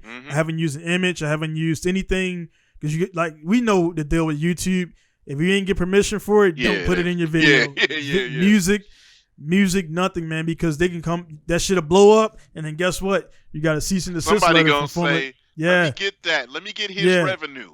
Yeah, you can be making you could do 100 views, 500 views all day, but when you hit that Kanye West, Joe Rogan, 12 million views in fucking 24 hours, get out of here. They're gonna be asking for that money, man. So I might send them an email and say, hey man, you know, we do this thing, me and Lex here, and like, you know what I mean, you know, what could I get any rights to, or them send me a media packet and I can use their logo and shit, because until that point I will not put anything FD official in my shit. It's just gotta be smart about that. And like you definitely right, man. They could do it, and then like you're going again, kind of going all back to Amada and LZ pushing it, you know, bringing new life into something that's kind of it's up there, but you know, it's like it's been doing the same thing for years. Dago came in, went up, plateau. James Dean came in and they did their thing, and then they left. So they probably a lot of the Ireland guys just straight up like, I'm out. Yeah, because they still got their same viewers over there, Drift Masters and everything. Yeah. So it's like, you know, Conor McGregor don't show up. I ain't watching. You know what I'm saying? It's that one dude, man. People don't want to. One person don't want to accept that shit. Change the tide of shit. Yeah. One guy, man, and then you got the JRs. You got the guys that been there like, well, we don't need this guy, blah. But I could see them doing something. We already worked together. You said before. Yeah, and that's business mind. JR business mind. Because he's a businessman. He said, "Hey, yo, these YouTubers over here, I'm going and hanging out with in Adam's videos whenever Free I can, publicity. And I'm going and hanging out in Cletus McFarland's videos whenever I can. Their analytics is going to him, running his stuff up too. So he's caught it. Him and Chelsea Denofa, they're doing the goodness. You know what I mean? And it's just business, you know. Right. People say, "Oh, well, he's using him." That's what business is. That's the fucking work. Your wife used you to fucking pay bills. Use you like a mug. You know, it's like, hey man, I might get some dislikes for that shit. But hey man, like everybody, that's like you when a customer pay a business to build an engine, you're using business. Exactly. Use me. If I'm of use to you, that's exactly what it is. That's the world, man. Don't do me dirty, right? But use me if I could be of use to you, and that's all that this is. I see this going great since we've been watching it from its infancy stages. I've been watching drifting. I got my first drift video probably 2001, right? I've been watching drifting since 2001. And watching FD since the very first rounds that they were skidding and loading docks and shit. And it was like Corollas versus Vipers and stock Supras and El Caminos. So knowing kind of like, oh, this could go this way, this could go that way, I think this is the best move. There's going to be old dogs that are our favorite drivers. They just aren't going to have it. Reese Millen, Sammy Hubernet, like they just kind of like but those guys like they were already like those particular guys at that point when FD came around, they were just looking for some cool shit to do because they were already fully established stunt drivers. Reese Millen was already champion. Didn't need to do that shit. Didn't need it at all. That'd be kind of like a thing where I could see it going down where Ken Block like, man, I'm gonna go ahead and jump on this shit. Because, you know, I mean, people say what they want to say about Ken Block. He's another one, man. They say what they want to say about the guy. They had the tire tracks there already. Like, of course he practiced, he rehearsed it. But sometimes you can see where it was a one and done go, where it wasn't and marks there. And it didn't make it any less cool when you watch it. The dude can drive. Like he got like, okay, he got the money to fund what the fuck he want to do. Why knock the dude? So I can say, I mean, I don't know what Ken's age is, but you know, he's up there. Age-really, he's probably like, man, I don't need to do that shit. But I mean, if he wanted to, he could rock up easy. Yeah, for sure. He could hop in Pro 2, do some shit he there. Could. He could. Yeah, you know, because I don't think they would let him just waltz. He could because he does enough pro style driving to petition. I do this. They can say, yeah, you do here. Right. Enough of it. Yeah, that's what I was kind of again with this event I got going on this weekend. The reason I'm doing it is because. Yeah, I got the pro license, but I got the pro license, and it just was like, bam, stop. My resume just stopped when that was my last event, and I got top 16. But if I go to petition to even go to Pro 2, they'd be like, we need a little bit more, and that's being real with myself. We need a little bit more to, to give you these license because you didn't do any series, you didn't do the Arizona drift or the I didn't do any circuits and shit. So they're gonna be like, cool, but it's not enough. Even though I would think pro license in another series would be enough to walk in, but again, if I got those pro license in 2015, it's 2020 now. You know what I'm saying? And see, that's the cool thing I think about doing grassroots event that has higher ups come to it. So like me, right? It was a point where I was jamming, but I didn't get that. People didn't get around to see me jam. So people immediately in my area knew yo, he's a killer, right? But the second I was able to get on the track at Grange after a Formula D event with Formula D people there, and they were familiar with me being a spotter, they say, oh shit, he can actually rip. And then it was just they come to an event, oh yeah, dude, he can drive, huh? They like, oh, y'all ain't know he could, get down. They're like, nah, we just saw him at an event getting down. They're like, oh no, he been getting down for years. So then it's just a familiarity of it. So now when our Pro 2 shootout pops up and everybody's like, yo, are you driving?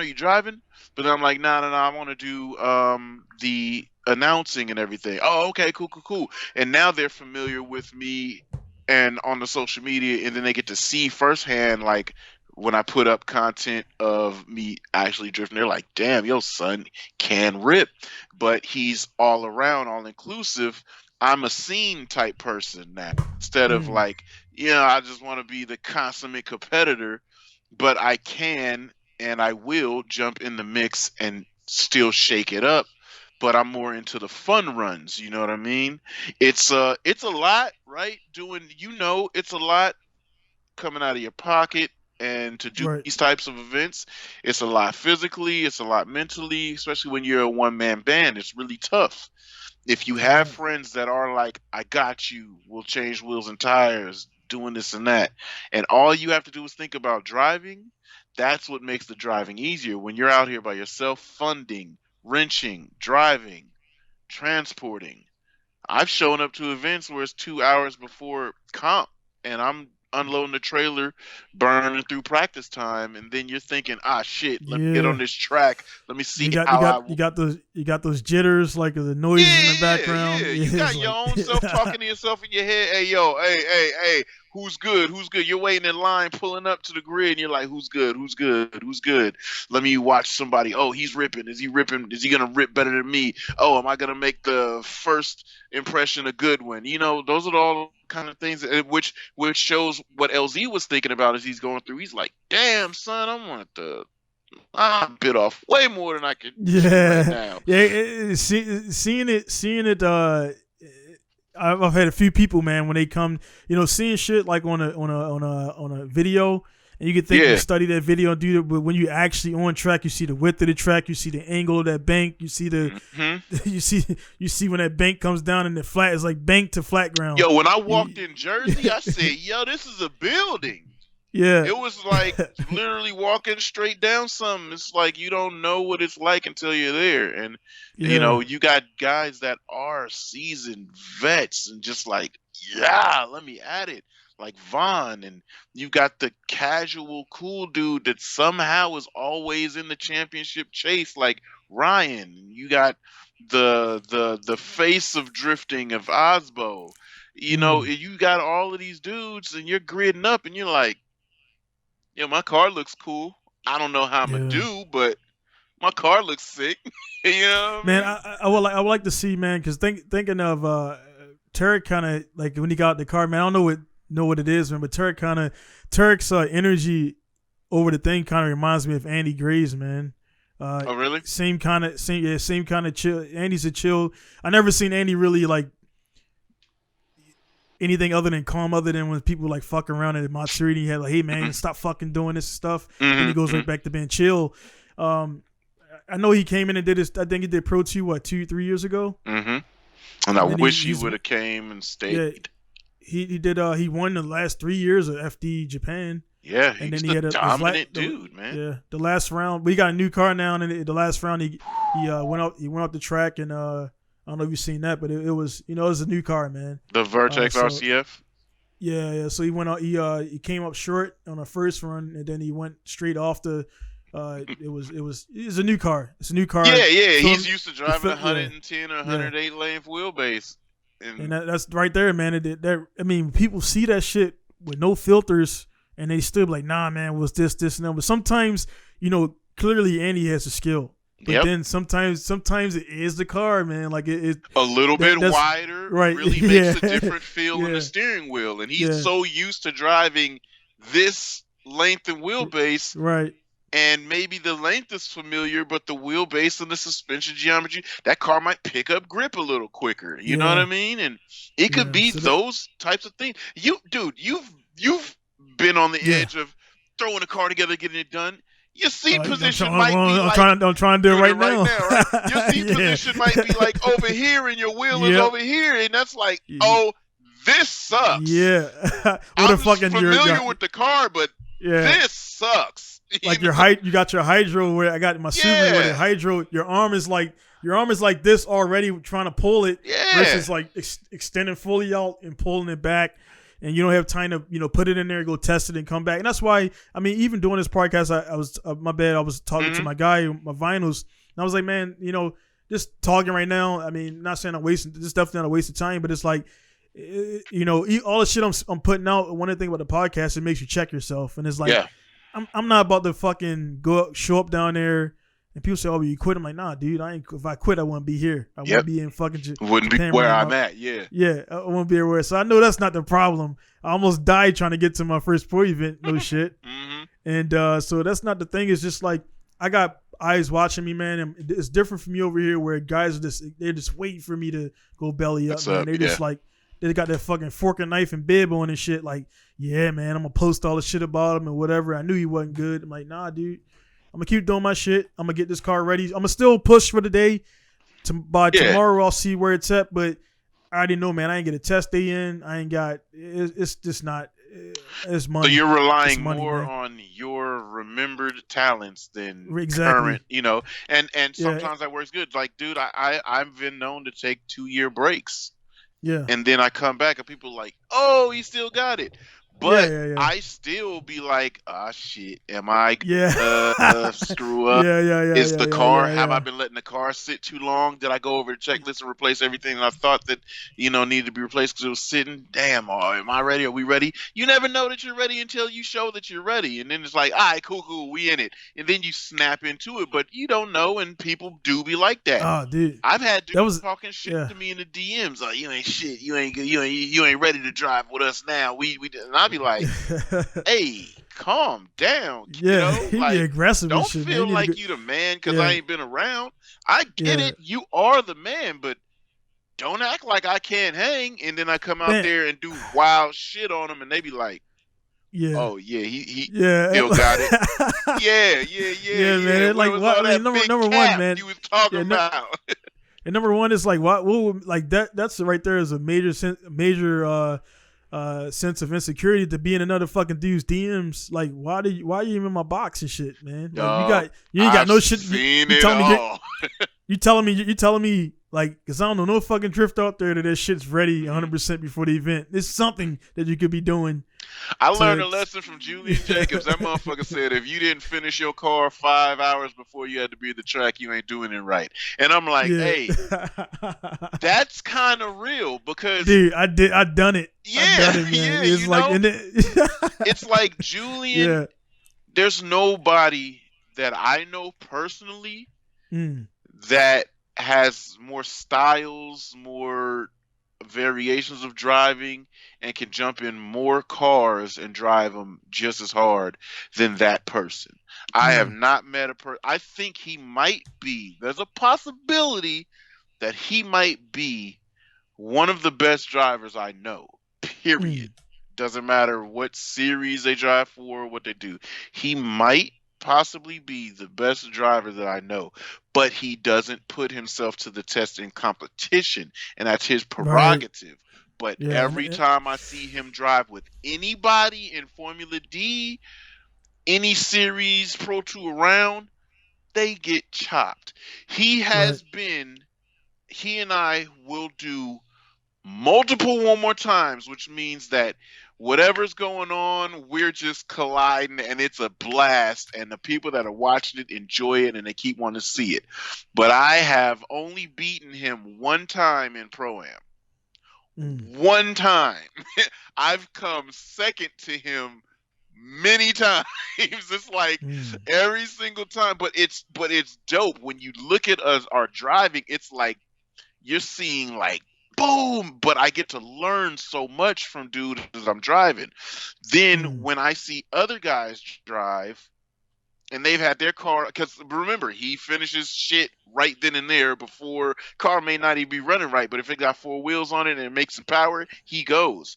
But I've seen other dudes like, oh man, my steering wheel's a little crooked. Oh, like dude, that motherfucking steering wheel gonna be all over the place. And that shit, steering man. wheel like, gonna be a whole 180. Cause dude, I'll come out the gate like this before. Like I gotta remember that I got less lock to this way. You know, it's like that's a like real that. thing. Yeah, if your control arm is up big and you literally got 1 1/4 turn this way and 1 1/2 turn this way. That shit so you gotta remember to stop that bitch before it over rotates the other way and shit, man. So it's like that shit right there is like that stuff like that is when you can only get to that point when I know you've been to the point where you do it a lot. You feel like shit, something. You feel like the back left is off, and you come to find out the fucking tires debeated, and you just kept going. Or like I had one. I know you see the video. I had an S14, and the fucking top suspension bolt was out. And I posted that one video where the wheels were both going like it was like variable camber and shit. So I would go. Your camber plates were out. Yeah. Well, I borrowed the car and the top left bolt. So when I would drift to the right, when I drift to the right, it'd be good. But when I drift to the left, it would feel like major understeer because the wheel, when I turned to the left, the wheel would go like this, like all the way out. And then so I had both wheels facing this way and shit. Going around a turn and everybody's laughing and pointing and shit.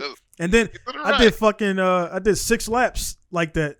And everybody, I thought these were like hyping it up because I was, killing it somewhat in the NA car. They was like, nah, dude, come off the track because you're get your ass in here because that ain't right. Yeah. So I come up the track and I'm like, and then I kept trying to drive through it versus some guys where they get that little, like you said, the wheel. Their little Momo logo is like fucking at 45 degrees now, and they want to like, man, I'm a bring it in. So it's one of those things, man, where you got to be able to fight. Because again, I think it was a Turk car that was banged up. Or who car? It was somebody's car that was banged up as well. Dog, everybody's car got destroyed. Forsberg's car got destroyed. Turk's car got destroyed. Forsberg, James Dean's car got destroyed. Adam's car got destroyed. It was just destructo derby. Yeah. Forsberg had the most sensational mishap when Adam hit his shit. His fender came off, his bumper came off, his wheel caught on fire. Yeah. It's just like whose shit did not get beat up this round. Yeah, man. But you get guys that are like they don't want to start driving unless the car is perfect. Later on in the event, if the car gets clapped, they're still driving it because they're already in it.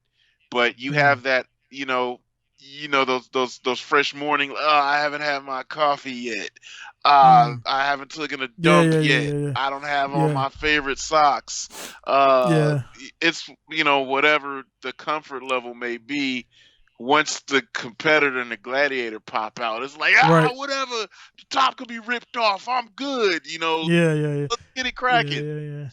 Yeah, I want to defend myself a little bit there too because like and that's not this car. I mean, if that shit started and run right now, I don't give a fuck. Like I don't got the larvies on it, but like I don't have the list I got. Like I mean, it's the exhaust. I fabricated it yesterday. Then now I'm doing the knuckles, and now I had to cut the ears off, and I took one axle. I got to put that shit in. So it's like when you do shit properly. I mean, again, you got to. What I'm looking at too, man. and if it was just me myself, and I'm pretty sure it'd be the same for you. It was just you, man. I'll be up that bitch with naked driving. Just don't give it no helmet, no fire suit on. Just in the car naked. But now you gotta think about, you know what I mean, hey man, if I crash this bitch and I'm naked, I'm gonna get burned up. I can't get back home to my family. You know what I'm saying? You know what I'm saying? So it's like now it's like before it was just me. Now I got I gotta worry about getting back. People I got customers. Relying on you. Yeah. So it's a lot more shit, man. And if I go idle for 3 days, my email box blows up and you know, you kind of know that you're needed, and that's money too. And that's that's kind of exactly how I've been, why I haven't traveled to a lot of events, because I got to get home on Monday and go to work at 4 a.m. and, you know, go get this paper. You know what I mean? Yeah. And it's not true, man. I know some fucking dude, man, even though I don't get a lot of dislikes and shit on my stuff, I know there's some dude out there like, man, these guys making excuses to, you know, they're pre-excuses to do that. But I mean, again, if you pull everything back, yourself, myself included, and we stop right now today, we're pretty accomplished, man. I can say safely. Yeah, I'm pretty happy with where I'm at. We're pretty good. We're pretty good. And like I say, to go back like 5 or 6 podcasts ago, when you were like, man, you know, I'm just comfortable with myself. I'm an older guy. I'm not into, you know, the going back and forth with dudes online, because at the end of the day, back and forth for nobody for shit. That's time away from my kids, man. That's time away from this. So for me, I'm factoring in a lot of shit. So again, tonight, because I told my wife I'm gonna be late tonight.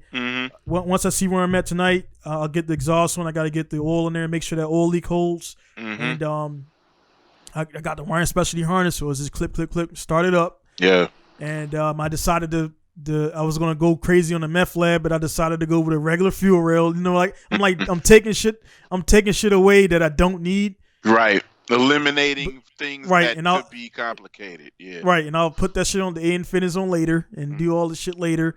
But so I'll see what I can get the bare bones tonight, and I'll see if I can rock up, because I've already kind of posted online. I'm doing the vlog, so if it don't work, then you guys see real life. Yeah. Make it it ain't Rocky all the time and shit. You know what I'm saying? Yeah. And even Rocky got knocked out. Shit, so he hit the mat great. Think about it, right? Yeah. Rocky got his ass beat every movie. Yeah. Every single movie. Yeah. Rocky wasn't necessarily the best boxer, man. He just didn't quit. Rocky was technically the worst boxer, the stupidest boxer, and the most riskiest boxer. But when it all was put out on the line, son made it work. So I mean, that's kind of how you know, when you swing for the fences, man, all you need to do is get that connection, man. I swung one for time, the fence, and that shit went. You know, so I'm looking forward, because I was watching your video on the way home, getting the vinyl cut or something else? Yeah, I was just doing a little because I switched between my I got the camera here, and I got the my phone. You know, me just match them up and shit and everything. Yep. So yeah, I was just like, man, we put a little teaser out there and shit. Because the thing about these little teaser videos is fucking generating. Yeah, and it's like people don't want to watch shit for like 3 hours. They want to, you know what I mean? So I got man, since the in the last in the last month and a half, man, I got about 1,600 subscribers, man. So you know, really? That's to go from like, I mean, I wouldn't get nothing for like, I was at 5,400 for like a couple of years. Bright. Yeah, it is, man. You about to get interrogated. You about to get interrogated over that bitch. Yeah, like the aliens coming, man. But it is what it is, man. Like I say, please don't guys out there watching. Content's good, man. I've put up stuff that is unedited, raw shit, and that shit went. Oh, like your exhaust shit. That shit was like funny as fuck, man. Like this, they think it sounds like. Hey, and somebody asked you like, oh well, don't you want it to rap? I don't want it to rap, because think about it. Yeah, somebody that raps can't make their shit post smooth. I can do that and that. You know what I mean? But yeah, it's like, that's what you think is all rotary supposed to sound like. My shit sounds smooth. Yeah. But it's like shit like that. Those go, you know, that gets interaction. That gets, and that's all good. That's all gold, you know? Yeah, and it shows you also where the, because you'll post it up on Instagram, then, share it over to Facebook. You could post that thing on 3 different mediums, and like Facebook and Instagram always, for me, always says like, that should get like fucking 5,000 views in like 2 hours. I'm like, what the fuck? Why the fuck can I get 5,000 views on the on YouTube? podcast on YouTube? Yeah. No, yeah. I'm actually talking about the same video. Content? Yes, I've had Like that. I've done that too. I'm like, dude, too. Yeah, well, you put the same thing up everywhere. Yeah, I'm like, dude, why the fuck? Cause I got 80,000 views on this video, and this video's been up loaded up the same time. Yep. And that one got 23, but it's like again, YouTube is doing their thing with the different analytics and different analytics. Then also if you're at that tier 2. So as you get the 1,000, 100,000, then they were like, all right, cool, we'll put you in this box. Until that point, your recommended line up. Right. You know what I mean? So it is what it is. Now you got to run ads. This guy hit me up on YouTube. Hey, or hit me up on Instagram. Hey, how do I get more views on YouTube? I'm like, I don't know. I'm trying to figure it out. But I find when I find the situation, I'll let you know. But it's hit or miss. It just some videos do good, some videos do mundane, some videos don't even move. But you know, as long as the stuff's there, like I've been on a hiatus. I haven't made a video in a month or so. People are like, "Oh, where you at? Where you making videos?" I'm just looking forward to the point when I get, you know, post COVID and shit. I got the twins on the way, but that still ain't gonna stop. And I'm not gonna let the family. I take care of them, but don't the guys out there again watch. Don't get it twisted. We're gonna make it move and shake. Me and Lex make it happen because that whatever we do is gonna better us and it's gonna better our position, and also that's gonna in turn better the family. So it's not that, but it's like I'm looking forward to coming over there, man, and I know we get together and jam out, do something. Yeah, that'll be the collab, and we already do it already. Yeah. So it's a lot of dudes, man. And I don't gotta bring up names. I had dudes on the podcast or whatever, man, and they kind of like they call publicity. They went on YouTube and put this little ass picture, like, I'm gonna be in a podcast. No link, no nothing. I'm like, all right, cool, man. Like every time you're on here, and I appreciate that, man. Like every time you're on here, you be like, hey, man, you'll be like, you'll share it up, get the thing up and everything. And for that case in point, your analytics for all the podcasts are higher than the other ones because. And see, and the only reason I didn't share this one is because we literally just did this impromptu. Like, yo, I'm getting off work. All right, cool. I'm working on some suspension parts. I'm gonna go up so that, you know what I'm saying? Or, no, I'm talking about though, you know what I'm saying? You're talking about after the fact. You always do that. I'd be like, hey, yo, have y'all checked out the last podcast Donnie and I did? If not, because we're doing another one. Get caught up on this one, and then another one will be available later. So it's really just pretty chill. I just sent you that. It's really just pretty chill like that. Like see, my thing, especially with drifting, right? So my thing is, the reason, like, a lot of people be asking, yo, when you coming back to drifting? No, I haven't left it, but we never left. Yeah, I want to drift with my homies that I really fuck with. You know, right? When homies come through, they got their cars. Then I bring a car out. People be thinking my stuff's broke. It's not broke. I'm just not driving them right now because I want to be inspired to drive with friends in a capacity that I want to drive in. So it's just all about personal interest with me right now because honestly, like he's saying, I did buy a bigger vehicle in preparation for this, but I want to be able to travel with my family to events, rip, come back home comfortably, and everybody get ready for the work week because myself and my wife work. And if we're going, we're bringing 2 kids. A little girl is 3, a little boy that's 13.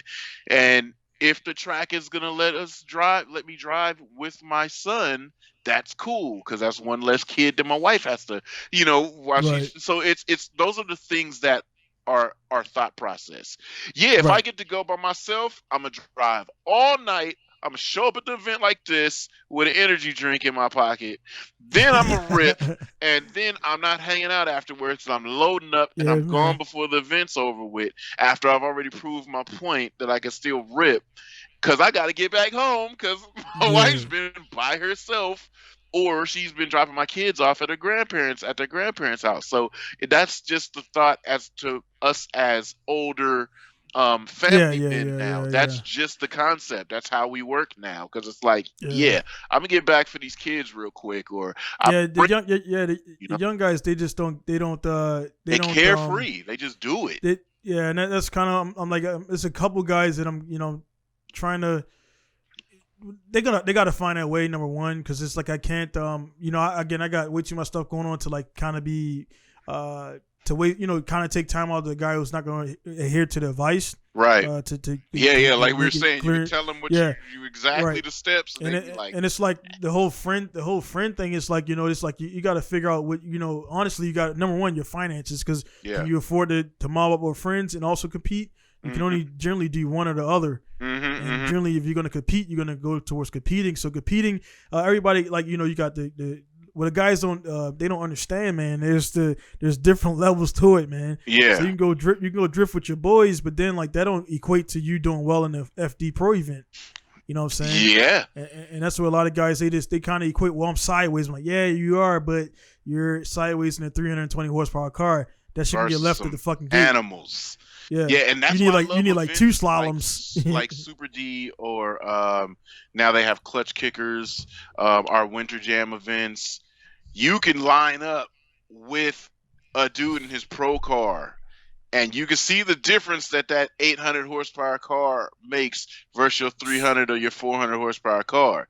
Yeah. You might be like, I'm giving her all she's got, Captain, and he's leaving me doing a rolling burnout. Then you can see when it's really real, you know what I mean? Oh yeah. So yeah, it's cool like that to experience. It's cool to be able to be talented enough to jump in the mix. It's cool to watch other talented people do a lot of driving. That's why I watch drifting so much. I watch so much drifting. It's like I need to know how people drive. If I see them at an event that I'm at and I want to just jump right in the mix and drive with them and know exactly how they drive, I'm gonna watch them pro stuff. I'm watching them if they do grassroots stuff. I'm watching them for anything. So yeah, it's just kind of cool to be a fan of the sport, to participate in the sport in the capacity that I'm at, and just watch the dudes that are doing it, and just continue to watch the sport grow, because like I'm really entertained by it.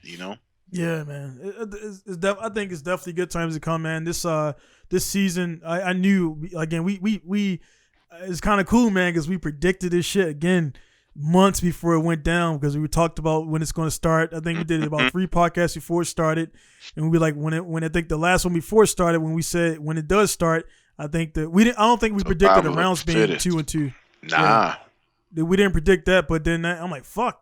Then D1 was doing it, and they were doing it, and like that kind of like what we said was the mechanical shit has to be on point. That really magnified it, because definitely you do get a do over the next day, and you kind of, and everybody saved money this season as well, because they don't have to travel. Exactly right. So everybody saved money. So it kind of was a win-win, but again, it comes down to survival of the fittest, man. And everybody shit getting banged up towards the end of the last 2 rounds. These cars are beat down. Hey, their cars are so beat down right now. Yeah. I'm like, I know they're ready for Irwindale to come and go, because some of these cars,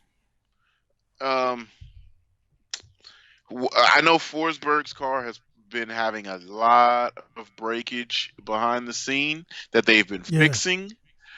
I know he's going to need some time to revamp his power plant.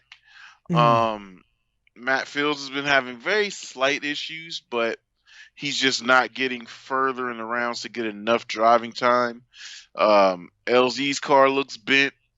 Forsberg's car is detachable. It's a Lego, and every piece has come off of that damn thing. Vaughn's car, same thing, just beat to death. Dude, there's so many cars that are beat to death. I know it's just like, all right. Irwindale's is a 2-day thing. Let's knock it out and let's be done with this. Get these cars resorted, because it's fuck, man. It's when is what's the dates for Irwindale? Irwindale should be like November. I think like week or 2, maybe not that long.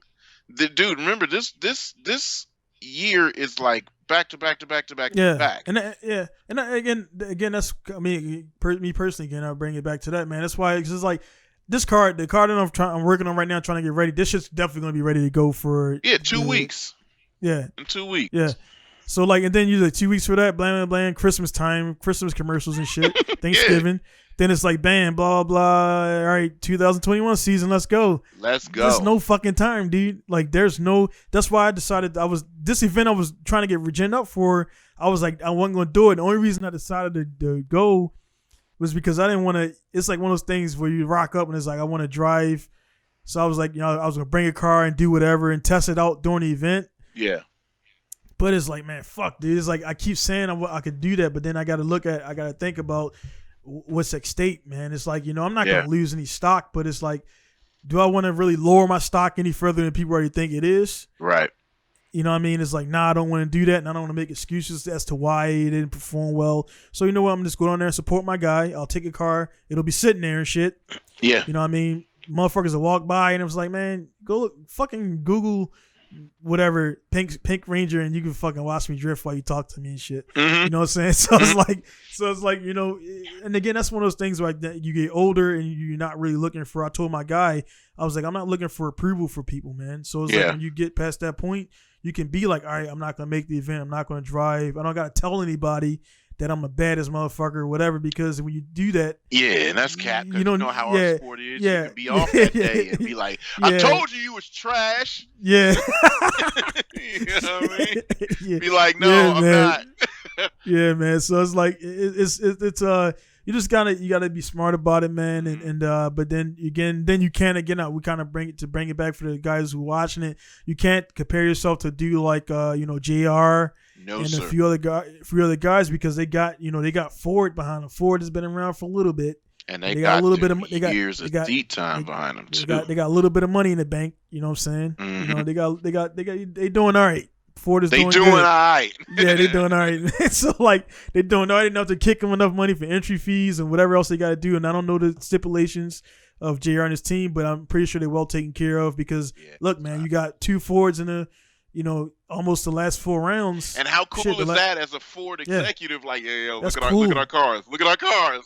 Yeah, that's right there is when motherfuckers were calling that guy dumb as shit for going with JR so many years ago. Wasn't they? Skidding. What the fuck? Get the fuck out of here. Mm. And now you're like, hey, man, that guy who called him dumb probably got fired, laid off. And he's in there drinking his. He was still in Geek Squad. Like, why are you doing that, you idiot? Yeah. He's like, chasing a dream.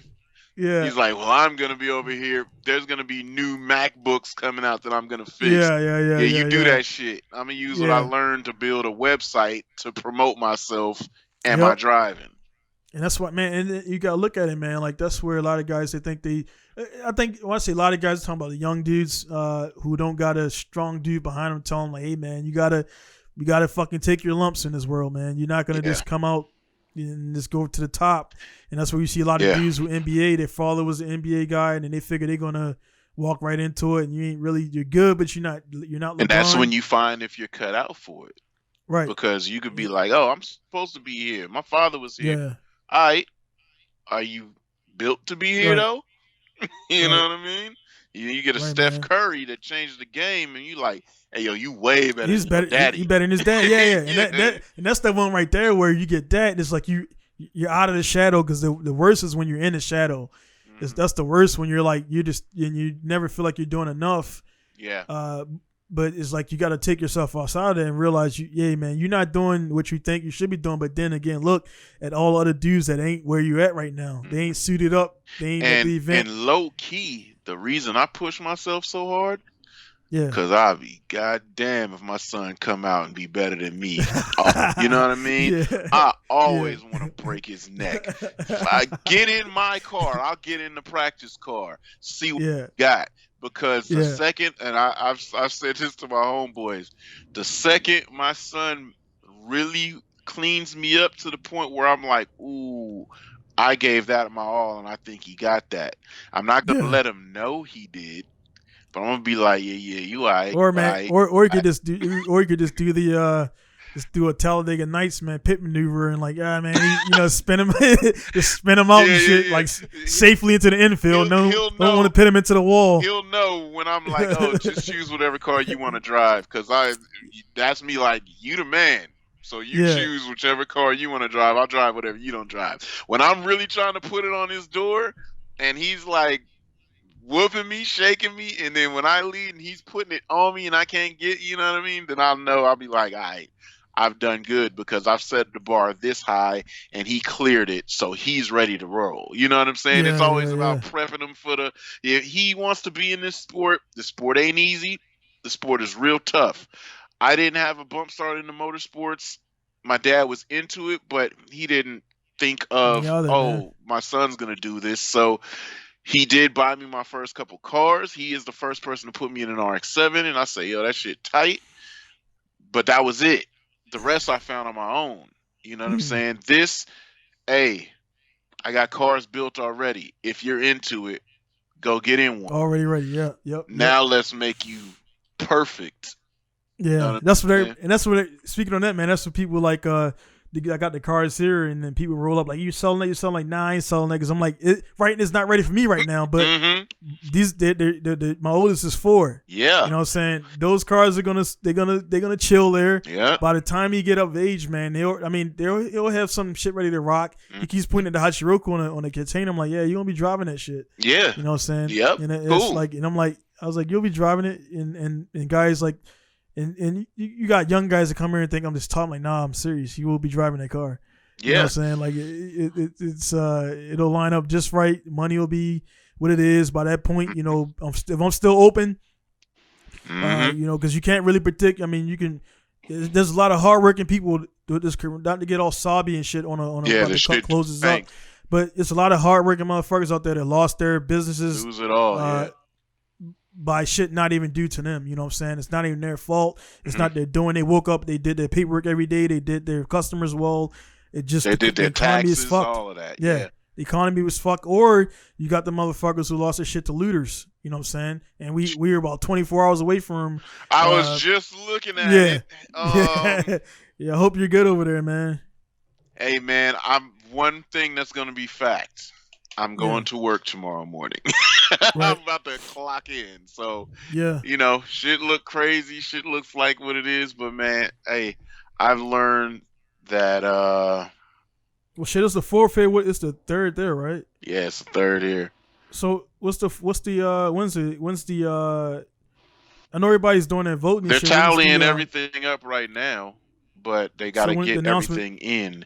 And then once everything gets in and they've tabulated everything, all votes, all ballots, then they go see, obviously, the Electoral College thing. They can kind of predict tonight because given on who gets what state, a lot of the Electoral College slots will dictate that, right? And they also got to get in their votes from Russia and shit, you know what I'm saying? Get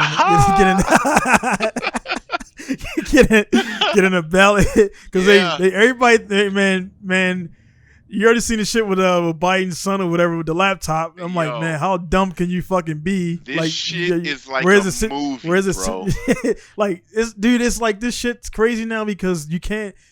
Back 30 years ago, there was no fucking Facebook. There was no Instagram. And Facebook lets people transmit. Their fears on the other people. They let them transmit bad information on the other people. And while all of that confusion's going on, you got in the background. Like, hey, feed this side, feed that side, do fuck shit. Yo, Facebook's address is one hacker away. No shit. It's one hacker away. That's what the Facebook campus is, and then the next campus is one Facebook way. That's a major troll shit right Ain't there, that man. Wild shit? One hacker away?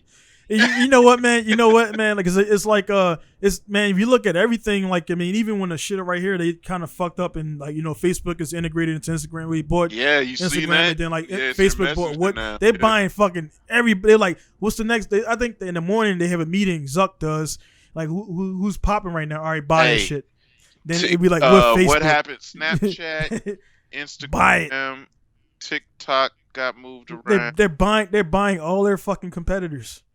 Bro. Twitter is like doing their thing. They're all doing a merger, but I bet like the Twitter dude is doing he doing work. Don't he got Spotify too or something like that? Yeah. So they all just him and I think is right now it's just him and Zuck. just like Hey, sitting man, back, sitting back, drinking daiquiris and shit. Like that, man. Yo, it can get wild. We put it at the end. So we'll have to get another podcast on that about shit the whole. Can get wild. Just start linking shit.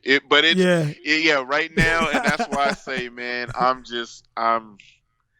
all about motorsports. I posted that shit today. I said, hey, things I don't need to know. I don't really care about your politics, your religion, or who you banging. I don't really care. You know what I mean? All other things, motorsports and having fun and good vibes, I'm with that. So that's what I'm expecting to see. Because the thing is, we control that. You know what I'm saying? We control the event entries. We control rocking up to the event. We control all that stuff. And I think so many people out there, man, they get wrapped up in the shit they can't. Like they worry about shit they can't control, and then their life is just running away. Cause that shit you can't. Now your girl don't left you because you ain't banging her. You on fucking line arguing with dudes that you'll never see.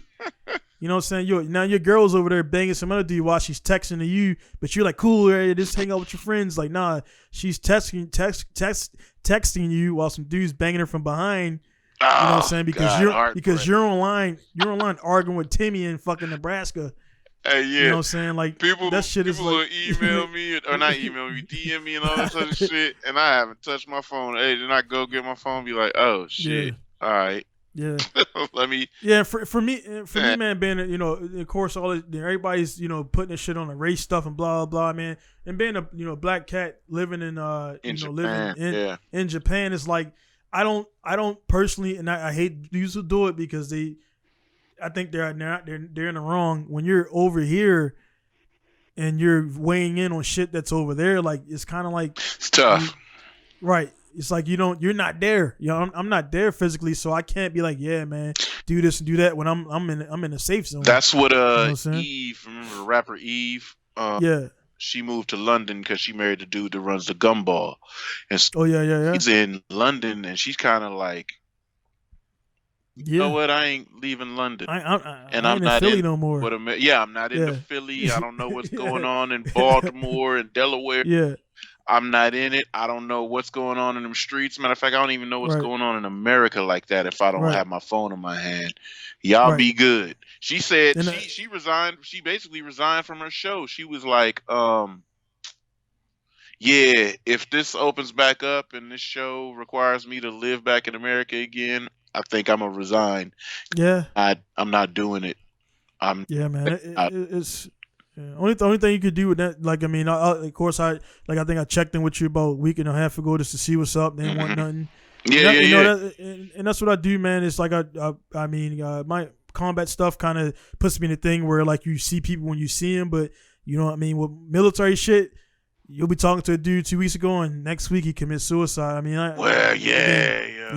it's shit like that, man. Where I had a good buddy fucking die on a dude, one of the most brightest fucking guys, man, always in a good mood. Never seen this guy angry. He got tangled onto this fucking line. He's done it 1,000 times fishing, and he tried to go on his boat to unhook his line, and he got caught up in his shit and drowned. And I'm like, that's fucking Buckner, man. Like that dude. I just talked to him 3 weeks before that. So you never know, getting into that shit, man. You never know when people want to check out, man. So like, and that's why I be saying, hey, yo, check on your peoples. Just say what's up to somebody that you ain't talk. Go scroll down your list. I ain't text this cat in a minute. Yo, what's shaking? What's up with you? Because you kind of never know. You know what I'm saying? Yeah, you never know, man. And then all the shit going on right there. So it just, I mean, for me, what I do, I just check on my brothers. Mm-hmm. I check in with, I got it for my family. I kind of got a good to go POC where he makes money. He don't need shit. Yeah. Because if I check in with the wrong person, he'd be like, hey, yeah. So man.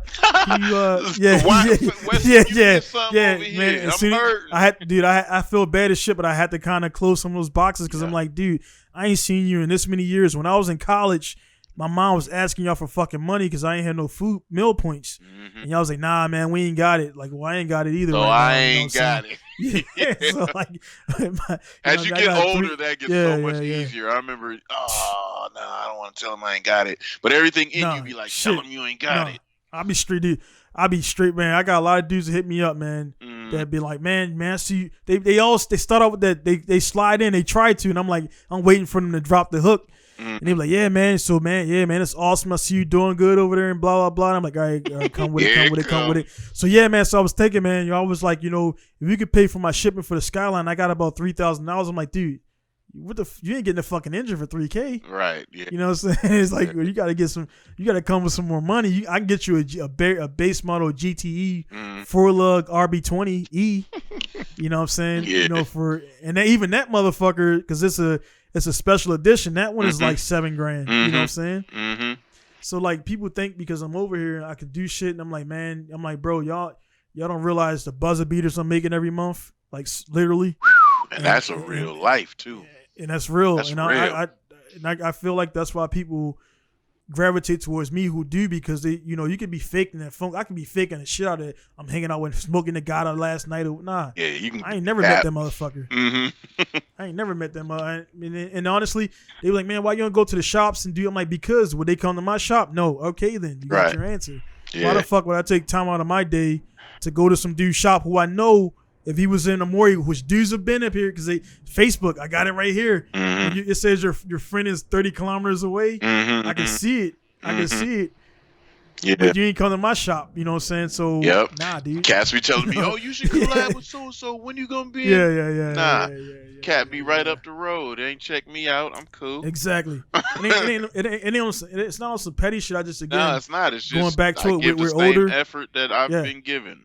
Right. We're older too, so it's like, nah, I ain't gonna go there. And I'm pretty sure you've done it, because I've done it. Mm-hmm. You be like, you go to this event, you kind of feel like you kind of welcome there, but then they like kind of keep you on the outsides a little bit, like they don't want to engage, because they know when you start talking, you're gonna take over the fucking scene, or you know what I mean, or you don't want to engage and shit like that. So it's like, man, whatever you're trying to kick right here, I could build better cars than you. I'm a better driver than you. I know that. And you just be over there faking the phone. So it's like, you know what, man? All right, good. I'm out later. Yeah. Getting your car. Like, man, I wasted 30 minutes driving to this bullshit meet, which I knew was going to be bullshit before I left the house. And you know what I mean? It is what it is, man. So, but hey, man, you got any closing, anything to promote? Shit like that? Because I'm about to. Hey, man. I promote good vibes and great energy. Do that, be that. There's way too much extra shit going on for y'all in the States. Don't nothing change but the time of day. So again, everything is to be good that will be good. And other than that, check me out on my related social medias. My name is my name on most things except for YouTube, which is Kings of Experience. And hey, man, good vibes and positivity. Yeah, man. This with that, man. Like I said, just again, man, because I was in my it's like one of those things, man, with this car, man. It's like you be doing so much shit, and you just feel like in your mind you just spinning tires. Like, man, I'm knocking this list out, and I'm like, fuck, man, I got this shit to do, and I got this to do, and it's like, it's in your mind mentally. So with this car, man, like I said, this Formula Drift shit was what it was. We already kind of got out there hours ago. Well, not any hours ago, but not too long ago. But it's like, man, it's just good to talk to you, man, because for me, it's just kind of like, again, it's just like you be in your mind and bullshit and be like, man, I feel like I'm letting the universe down. I'm like, that event's gonna come and it's gonna go. I'm gonna be there anyway. I'm just not gonna be driving. Ain't that a trip? There's guys that be keeping notes in their phone or written down checklists. Ain't it a trip when you keep a whole full big ass set list in your head? It's in your mind, dude. Nah, you know everything. Shit. Yeah, you don't miss a I got the harness. I got hella this. I gotta get the brake in there. I gotta do I gotta bleed the clutch. I gotta do this. I gotta fucking do the vinyl. There's no vinyls in the car. I gotta. It's like, man, you rush the vinyl. You fuck I just spent $700 for a library. I'm not gonna fuck that up. Yeah. You know what I mean? I'm gonna take my time with that shit. Make sure the room is heated. Yeah. You know. My wife be like, you can't remember hella shit. How do you remember these things? Yeah. That's what's taking up my cash day. Yeah. That's what's right here. Yeah, man. And my wife she's bugging because I'm about to be out of town and shit for this. But it is what it is, man. I got to and also business. I got to take a car down to the port. So it's like, man, what I'm gonna do is I'm gonna finish up what I'm doing with these Snuggles, and then I'm gonna get my truck ready for the road because I'll spend all this time and then my truck ain't prep. I got to change the oil. And it's just like guys out there, man. Again, man, my only advice, man, would be kind of step away from what the fuck you're doing, and also put in safety shit, man. Because like, hell yeah, you know what I mean. I ain't gonna lie, man. Dumb shit happen all the time. I got a lift, 4-post lift, and you're not supposed to have a car on if the lift by itself, it can stay up there on a lift by itself. You lift the arms up on the platform. When you got weight on it, the weight bleeds the fucking pressure off. Yeah. With the locks not in it. That's why they say don't put your fucking car on the jack only. Because that shit can... It'll bleed the pressure off, yeah. Yeah. Luckily, I had steel toes on, which I never leave the house without. I let the lift down, right? But I had a gap probably about 4-inch gap. Yeah. And I was working on the turbo, and I fucking put my feet under the lift. And then I luckily backed up, and dude, the lift was on my fucking steel toe. And when I felt it crushing on the steel toe, my shit was stuck. So I'm like, I backed up from the car and I'm trying to pull my fucking shit out, and I just wiggled that bitch. Put out the shoe? Yeah, it pulled. If I would have, had the whole shoe out. Yeah. If I would have had the fucking the hip steel toe part under the lift, and and it would have been on top of it. Yeah, my foot would have been crushed, dude. So it's like, that shit happened because I'm thinking about. I was welding my wastegate, so I was trying to get the shit in there and everything and getting it lined up. Yeah, man. So I'm bent over the car and shit. I'm like, shit like that is like when you gotta realize, man, like, and I work by myself too. It's just me. Yeah. It's just me there.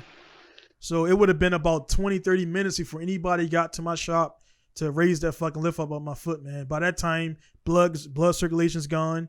My fucking blood's probably popping out through the Imagine toes. you being under it trying to change the transmission or your drive shaft or something. Yeah. I mean, with that shit, I do lock it for that, but it was just I didn't let it all the way down to the ground, and I was rushing trying to tack up the shit, and it's like, man, and let's skip back 6 years ago, I almost died in a fucking paint booth, blowing that shit up. So it's like, hey, man, when it comes down to it, I mean, people I think I'm convincing myself not that it's okay that I'm going to miss the event, but it's like, you're trying to sell yourself on it. Because I'm gonna say this shit right now, and I'm still gonna be in this bitch tonight trying to fucking, because it's just in us, man. It's never over till it's over, man. It's never over. So we'll see what we do. I'll see if I can get that bitch started tonight, and I definitely can. I just gotta throw some oil in it and run a wire harness, and I can get that bitch started. But man, I don't want to fucking. I want to fuck 2021 in 2020. You know what I'm saying? Right. I understand that 100%.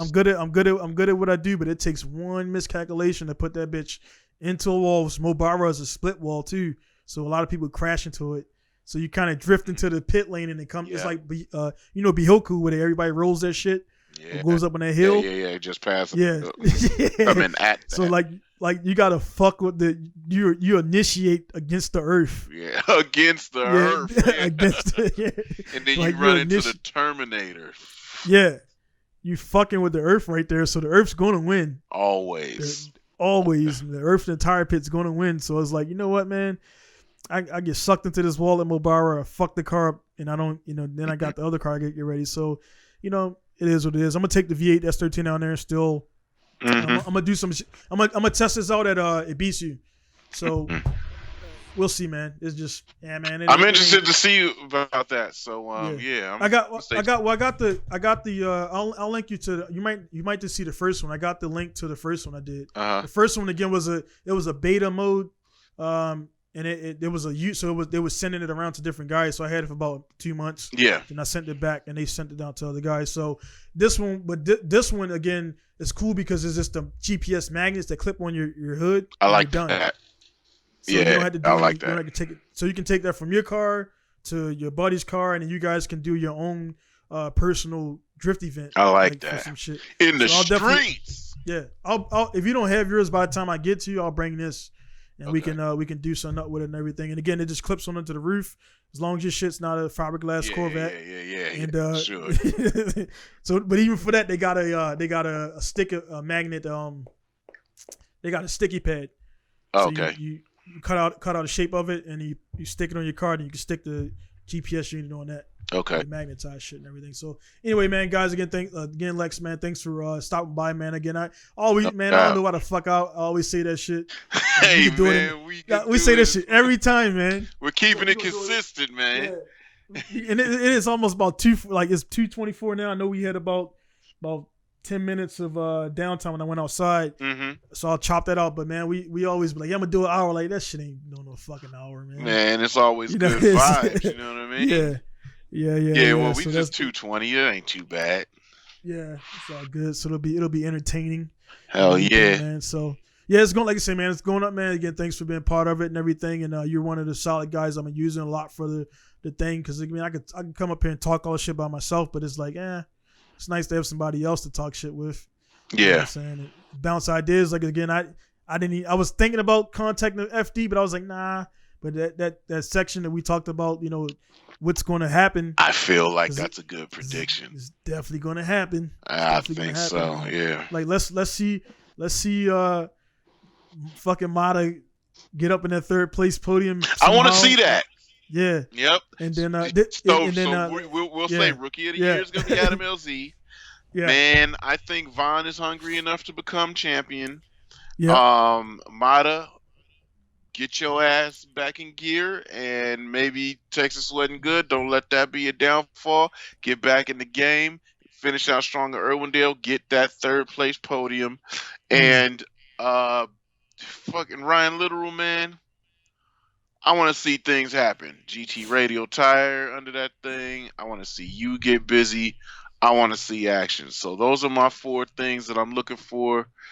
Getting championship, rookie of the year LZ, Austin Mata getting on the podium, and Ryan Literal getting top 8, top 4. Yeah, you got it there. So guys, we'll see how that's going to go for the next round. Again, it's coming up in just a couple weeks, 2 weeks, man. So me and Lex will be doing this again right before.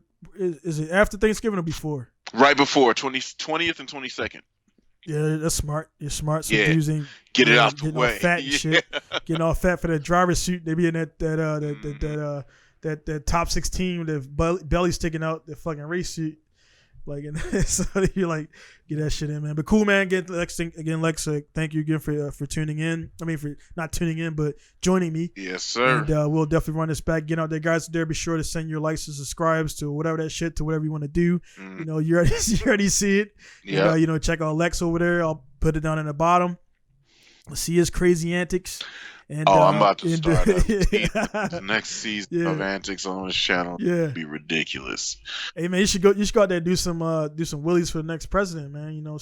Oh man, I think I might stay home for the next one too. If they start rioting, I am gonna ride through the riot zones though. So I might have. Well, but hey man, but people when you're looking at, man, you got to remember, man, your boy Kanye's on the ballot too. So the Yeezy season. Hey, did you watch that? Did you watch any of that Rogan interview, man? Not yet. I've heard that he doesn't seem as crazy as people think. He doesn't, but he's scatterbrained. I've heard.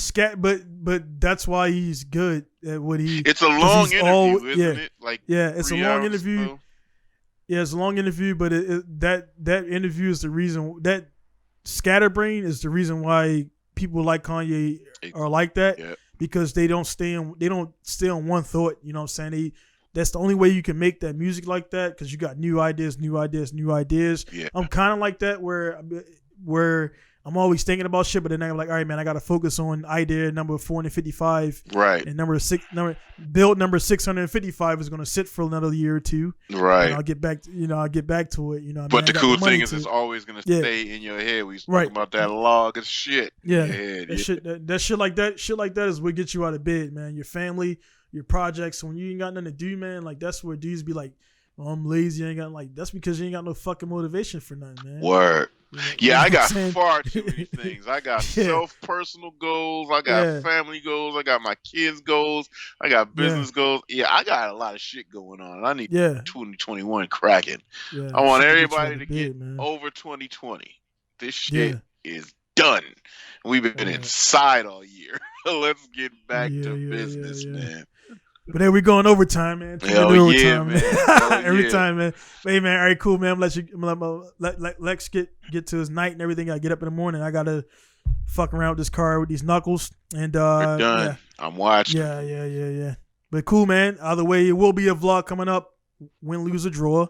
We'll have some stuff out there and everything. So guys, again, be sure to send, which I ain't got none to the date and I ain't gonna fake none. Send your questions to Pinku Style Up because ain't no everybody asks me, I ain't nobody ask you shit, man. Like they're like you like I got all these messages and people asking me like nobody. Man, I mean, I guess I'm just not interested enough. You know what I mean? Same thing for if you got any questions for Lex on rotary setups or whatever. You know what I mean? How to make your car sound like that? Just hit him up, or how to get that good camber, like you said before, man. So just hit us up when there are any questions, and I'll get them to Lex. We'll get the responses. I'll read them off or whatever. So guys out there, again, be safe. I hope whoever wins is whoever you want to win. Don't go out there breaking shit up. And if you got race cars to build, man, you fucking dead wrong for being online arguing, motherfuckers. Go build that car. Garage. Yeah, go get in the garage and turn that shit on in the background, but go get on that car, man. So see you guys later. Thanks for tuning in. Thanks for listening. It's gonna be Donnie sign off from Sawa, Japan, and we got Lexis sign off from Richmond, California. Correct? Richmond, correct? Yes, sir. Yeah. So got that shit right. I said Richmond, CA, not VA. Yeah. The one that doesn't screw with their family members. No, actually not bad. All right, yeah, cool, man. I'm gonna get out of here, man. See you later, man. Donnie out. See you later, guys.